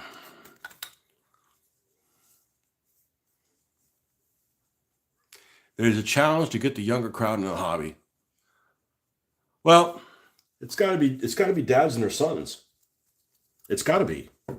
You know, if you don't have that, I don't know how it would take off. Now, I got into wargaming. It didn't have anything to do with my dad. He did put the spirit of history in me, but my dad was not a wargamer. Was not a gamer in any sense of the imagination.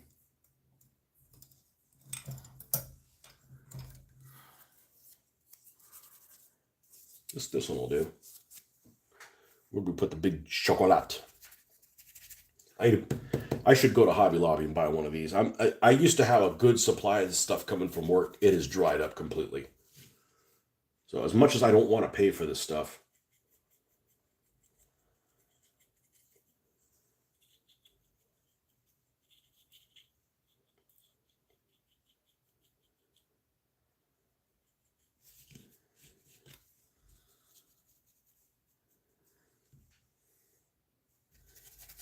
I think I got to go there anyways to be disappointed. I don't know why I even go to that store. They just every time I go there, it gets shittier and shittier and shittier. Same thing happened with Michaels. Michaels used to be great. Then it's like, oh, we're not going to carry this anymore. Oh, we're not going to carry this anymore. We're not going to have these sales. We're not going to, like.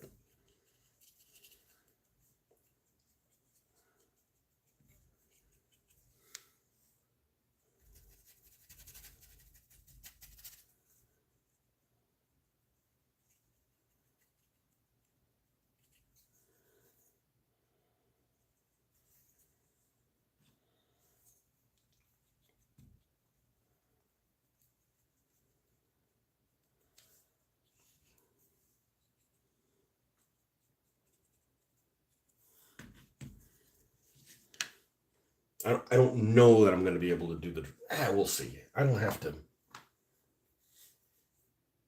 It's only half an hour to that damn town. Damn town. Well, it's 15 minutes plus a half hour to that damn town. They'll move farther away.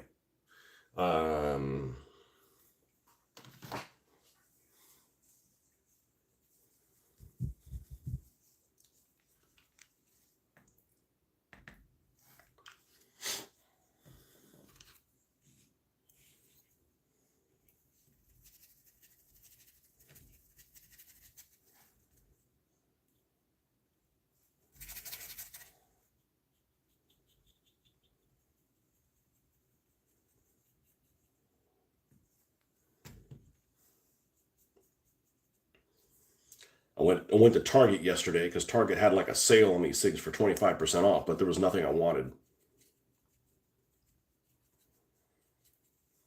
Actually, I don't really even care if they're on sale. I just want there to be something that I'm interested in. They make like a old school type. I don't even know what to call it. If I had a team of them, it would be like old dudes that hot rod type things. There's a hot rod set that they make that I saw it at Walmart that looked like it had potential, but I walked away from it. I don't need more shit. I don't need more shit. So I'm specifically going to go to this one store to find parts for a rig, or parts for a couple of rigs.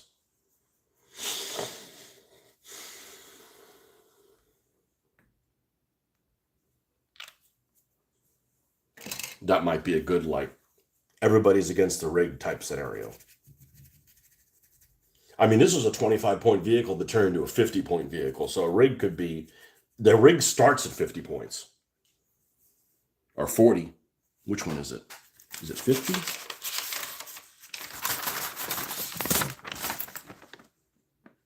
$40. Handley 2 Max Gear 3. Shit, it's faster than a bus. It's faster than the heavy truck. It's faster than this. The core speed, anyways.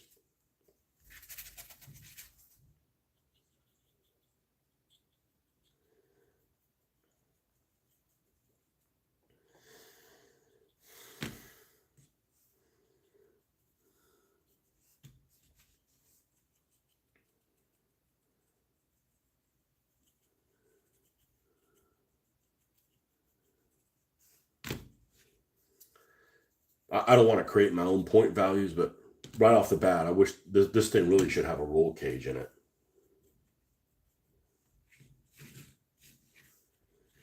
But that takes up one of the slots. I changed my mind. I'll just put a machine. It just seemed like rockets would be what this thing would have.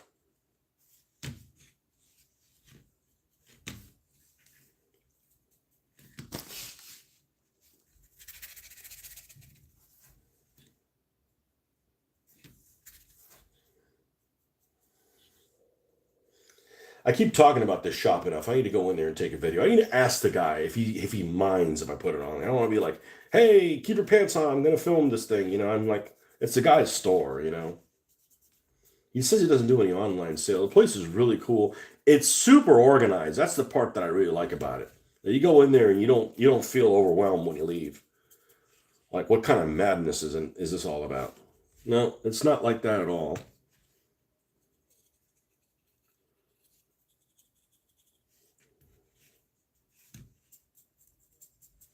I tried to show them some of my bills last time. Hey, here's this car that was in your junk pile. This is what it looks like now. Don't get any traction from him. He's like, it's just his store. He's not going to play. He's not going to play games.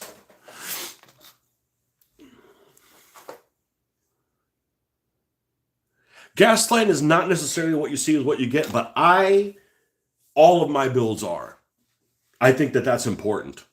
Because see, the whole point is if you don't put limits on how you're going to do and what you're going to do, then at what point do you say, no, I need to save this for the next car? If you just put all kinds of rams and missiles on something, and then the next thing you know, you don't have it, how are you going to make the thing look that does have rams and missiles? I suspect most people do not play what you see is what you get, but I thought about it before I went down the wrong path. and then have to, redo everything, take things off to be happy with how it looks. But no, it even say it's not what you get. But I don't want to play with stuff that's not what you see is what you get. I mean, it's bad enough you have to play not what you see, what you get with like the vehicle. If you look at something like, I got a little Japanese make believe little car. Well, okay, I'll take the 240. It's a 240. That's a performance car. Well, a 240 and a Ferrari, which I also have, if they were straight up, the Ferrari is a lot faster. But in the game, they're both the same. So there's compromises already that you have to make. There's no point in making other compromises. That's like, oh yeah, you see this stuff that's all on here and makes it look cool. Yeah, none of that is there. You're just adding confusion and explaining. I don't want to waste it. I don't want to waste explain on people. And that's the whole incentive of building different vehicles. Like, I want a turret. Okay, well, go build a vehicle that has a damn turret. It forces you. God bless it. It forces you. It forces me to build other shit. Not be like, okay, well, I used up all of my creativity on this one vehicle. So one of the things I thought originally I was going to go down the road of was make these weapons modifiable. Like, you could change it out. But this isn't Tony's car versus Mitch's car. It's me playing this particular car at this moment. So I like the fact that it can't do everything, that this car isn't ideal for every single situation at any given time. It just depends on what. Oh, crap. That's what I didn't want to do, is to get this stuff on it. Well, fuck it then. Oh, crap. It got everywhere. Oh well. It's not that big of a deal. I mix them up anyways. All right. We're going to start some of these rusty drippings in here. The whole bottom of this is definitely going to have corrosion.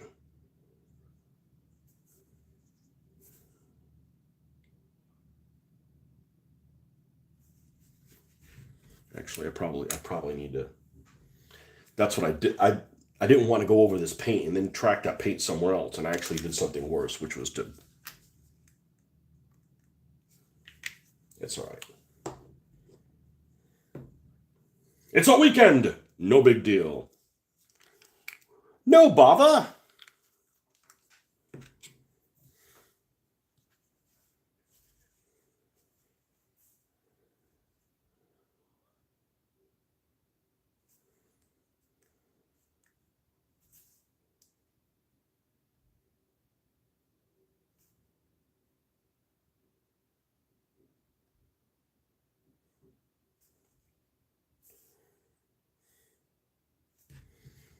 And up here too. And then sometimes this stuff runs down, which is actually one of my favorite things to do, is to add these drippings.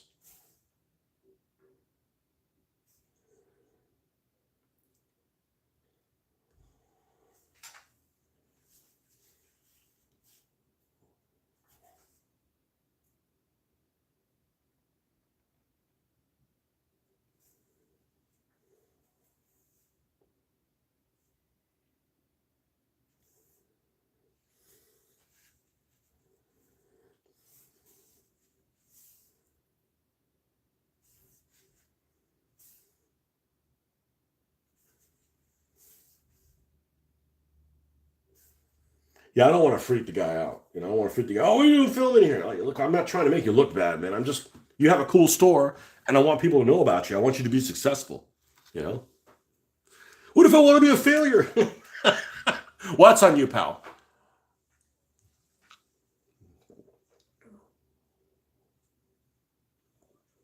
Hmm. Character gets better. You ever play? You ever play Diablo? The first Diablo, you're like, doesn't matter what weapon you have. I mean, it doesn't matter what armor you have. If it's chainmail, you have a chainmail looking guy. If you have plate, it has a plate mail looking guy. Yeah, I'm a big fan of what you see is what you get.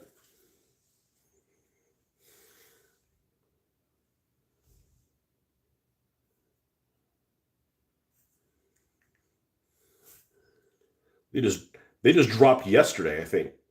They just dropped the new. You could, if you sign up for the new expansion for Diablo, you can play the new character, the Paladin, before April it gets released. I'm not going to do that. I don't like playing unfinished games because what ends up happening is by the time it gets finished, you're tired of it. You're never going to play the game in a state where it plays well, because if you play it early, knowing me, I won't go back. I'm not one of those people that like I've been playing the same game for 20 years. I'm not one of those, right? I don't just play it for a day, but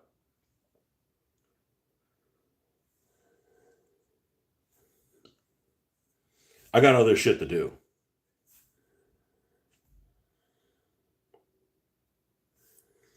I got toys to paint.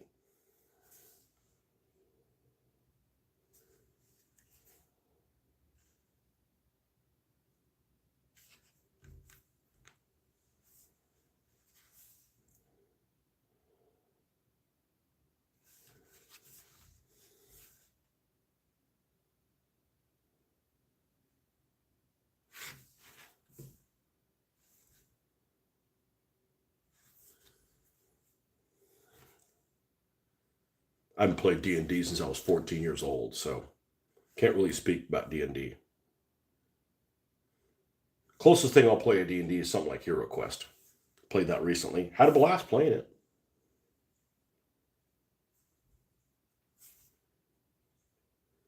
Had one guy I was playing with him. He showed up. He's like, "Anybody got a dwarf?" I like playing dwarves. I like playing characters that look like them. Now, without missing a beat, I like playing characters that are sharp, that are clean shaven. I don't look like a dwarf. Why do I gotta play one?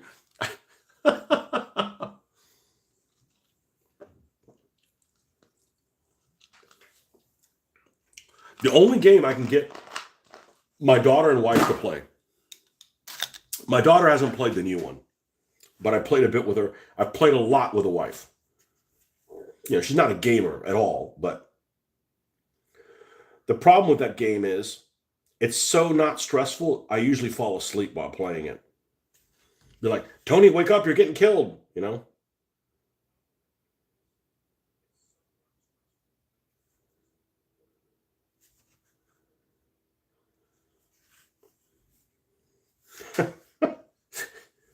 Wake up! You're being killed.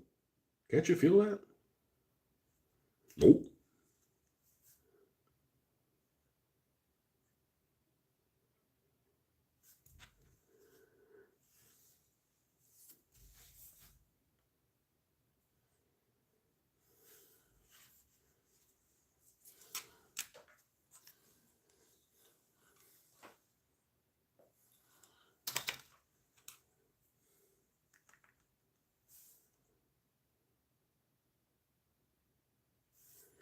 All right, let's get a little bit of the dark tone. Not strong, dark. Black. The black one. Let's darken some of these colors a little bit more. Let's take this.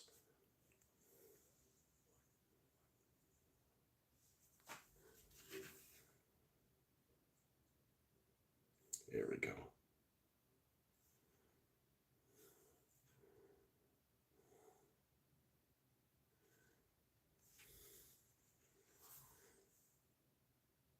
Yeah, these ridiculous colored vehicles actually are some of the most entertaining to play because you're like, and some to paint because you're like, I don't know how in the hell that would turn out looking like worth a damn. Well, how about start by making it look worth a damn? Oh, no fuel cap? There's a fuel cap in the back on a Mustang. Probably is.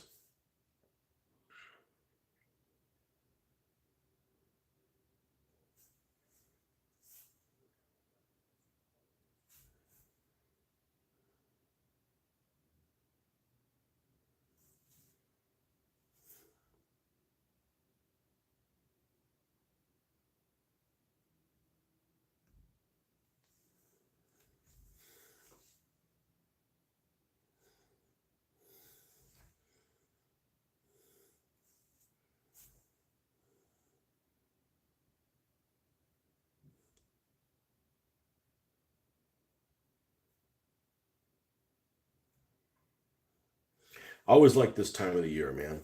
The weather's good. The sky's always bright. You never have to mow the lawn. no bugs, and then you got weenies. It's too cold in Florida. Oh, stop being a pussy.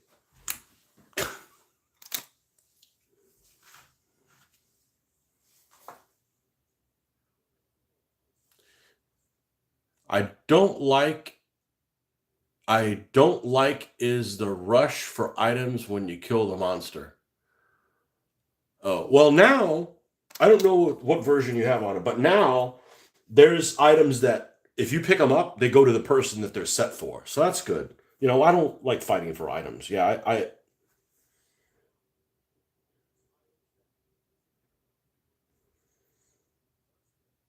yeah, and that's one of the games that I've actually played all the characters in. Every version of the game that I played, even from the first one, I played all the characters. There's characters I have preference for, but I play all of them. I'm not like, well, I don't ever play the wizard. I don't play the barbarian. I don't play, I play all of them because they all play different. It's like saying I don't play that DBA army. Like that just doesn't. I don't comprehend that. That doesn't work in my my universe. You know, I know somebody, they had the game, they played the monk, they didn't play anybody else. I'm like, dude, you're missing out. It's not like you get to play. It's like all of a sudden, like the game is like, a lot cheaper if you only play some of the characters. Like you still got to buy the whole damn game. You might as well experience all the other stuff.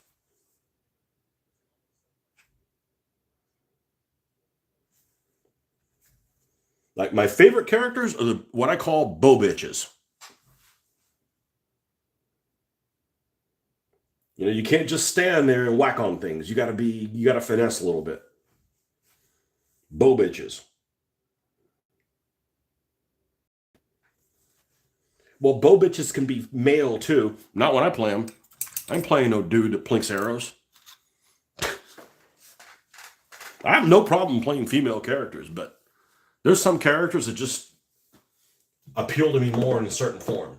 Like I don't want to play a female barbarian. I don't even like barbarians, really, to be honest with you. You know, I'm not really a terrain a terrain type. No, a character type. I prefer dexterous characters, and dexterous characters for me work better as being female. Got no problem playing a girl character. Well, if she's hot, it's got to be hot. I ain't playing no ugly girl. Sorry.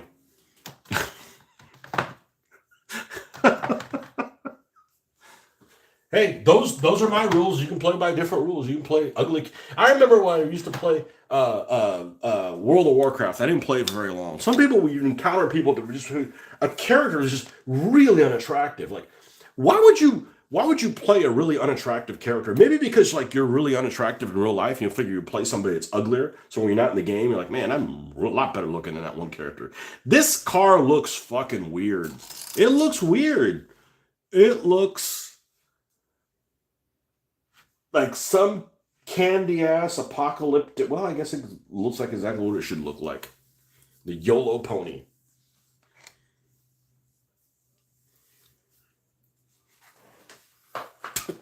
Candy ass apocalyptic car. Let's see. Now that I can look through the back end.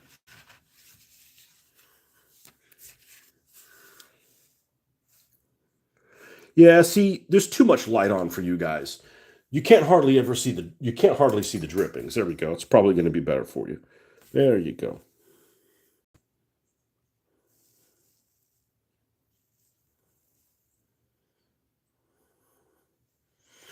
And it's shiny in places it shouldn't be shiny because we haven't put the clear coat on it yet.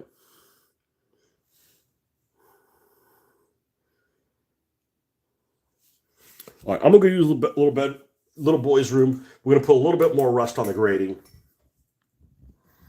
before we call this a day. Be right back.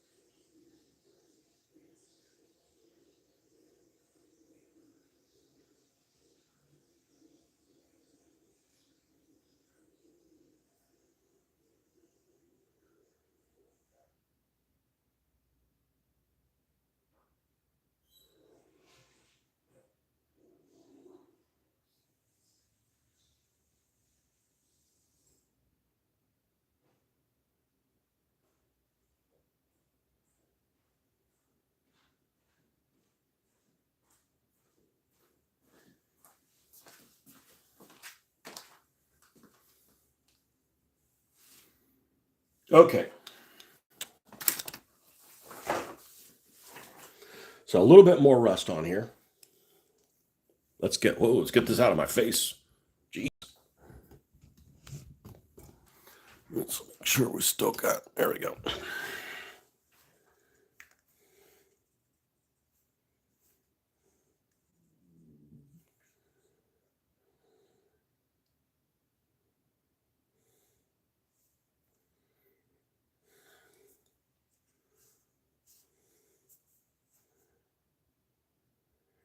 Yeah, I'm gonna go to some stores that I've never been to before in this other town. I don't know if I'll find anything. I'm looking for shit that's cheap, to be honest with you. I know for a fact this particular guy at the store that I go to, that I've been to before, he sells these big bags of stuff for like $10 and it has like, I don't know, 50 or 60 things in there. I have to look through there and see if there's definitely rigs in there. Rig parts. I'd like one to be a box. You know, if I did three, one would be a flatbed, one would be a box, one would be a tanker. You know.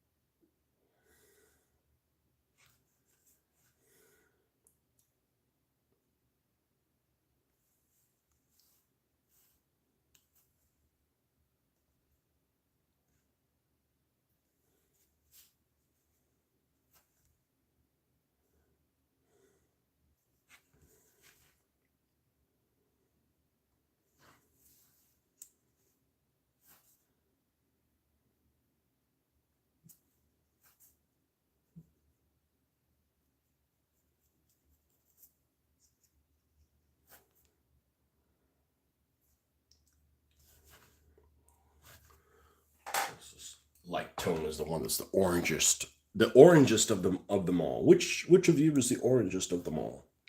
This one.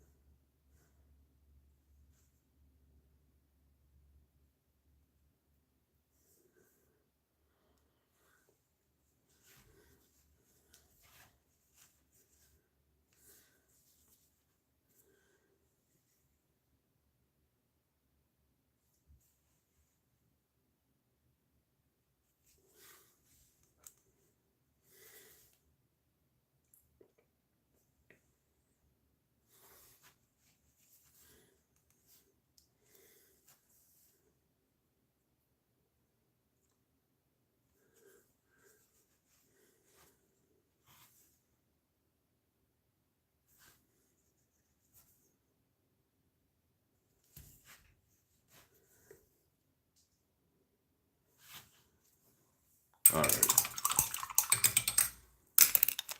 I think that's probably good enough. We have a retro store that sells a lot of old cars for cheap. Do I ever put the black and yellow stripes? No, I haven't added any stripes to anything. I mean, I've got cars that have stripes that look spectacular, but that was my whole reason not to repaint them. I mean, I've got some cars that are just absolutely gorgeous the way that they came. I'm like, I'm just not going to cover them over. Any of them here? No, none of them are here. Well, this one, okay. The Crimson Cuervo is not has some nice stripe job on it. It's a Ford Ranchero. You know, why would I repaint? God, this is so bright. It's deafeningly bright. So it makes everything look more washed out than it is. This thing has a beautiful, it's beautiful. I mean, why would I cover that over? I mean, could I repaint that? Yes. It would take me a month. Like, I got better use for, for time than that. These guys with stripes, they came like that. Like, I'm not going to repaint that. We're going to make it look weathered, but it's beautiful. I mean, I wouldn't drive something to look like that, but it's still beautiful in that way. This guy's right out of the package. I didn't do anything to this other than weather this guy.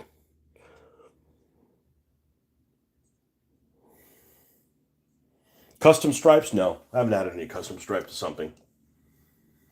No, they're good enough. I don't have a vision that I need these vehicles to look a certain way. I just look at it, I'm like, that'd make a damn good car.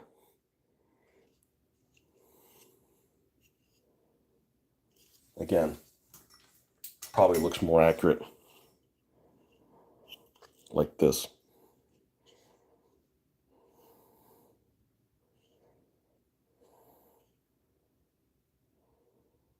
Love painting the headlamps. Love painting the headlamps. Yeah. This is the first one that's got blood splattering on it. Well, I mean, it's called the fucking Butcher. So.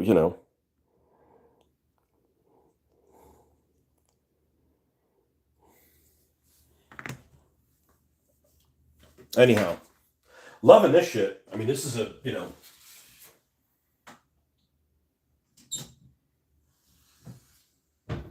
cheap, cheap, cheap, cheap, cheap hobby. Cheap. Okay, so this is the YOLO Mustang. We'll see how it does. Another 27-point vehicle. They're almost all 27-point vehicles. This is the only 50-pointer. And we have a few 35-pointers. So, anyhow, thanks for stopping by. We're going to hit the road and hopefully have something we can turn into a war rig or two to work on in the next week. I got like a week I'd like to get it done in. So, all right, folks. Thanks for stopping by. Catch you on the next one. Bye-bye.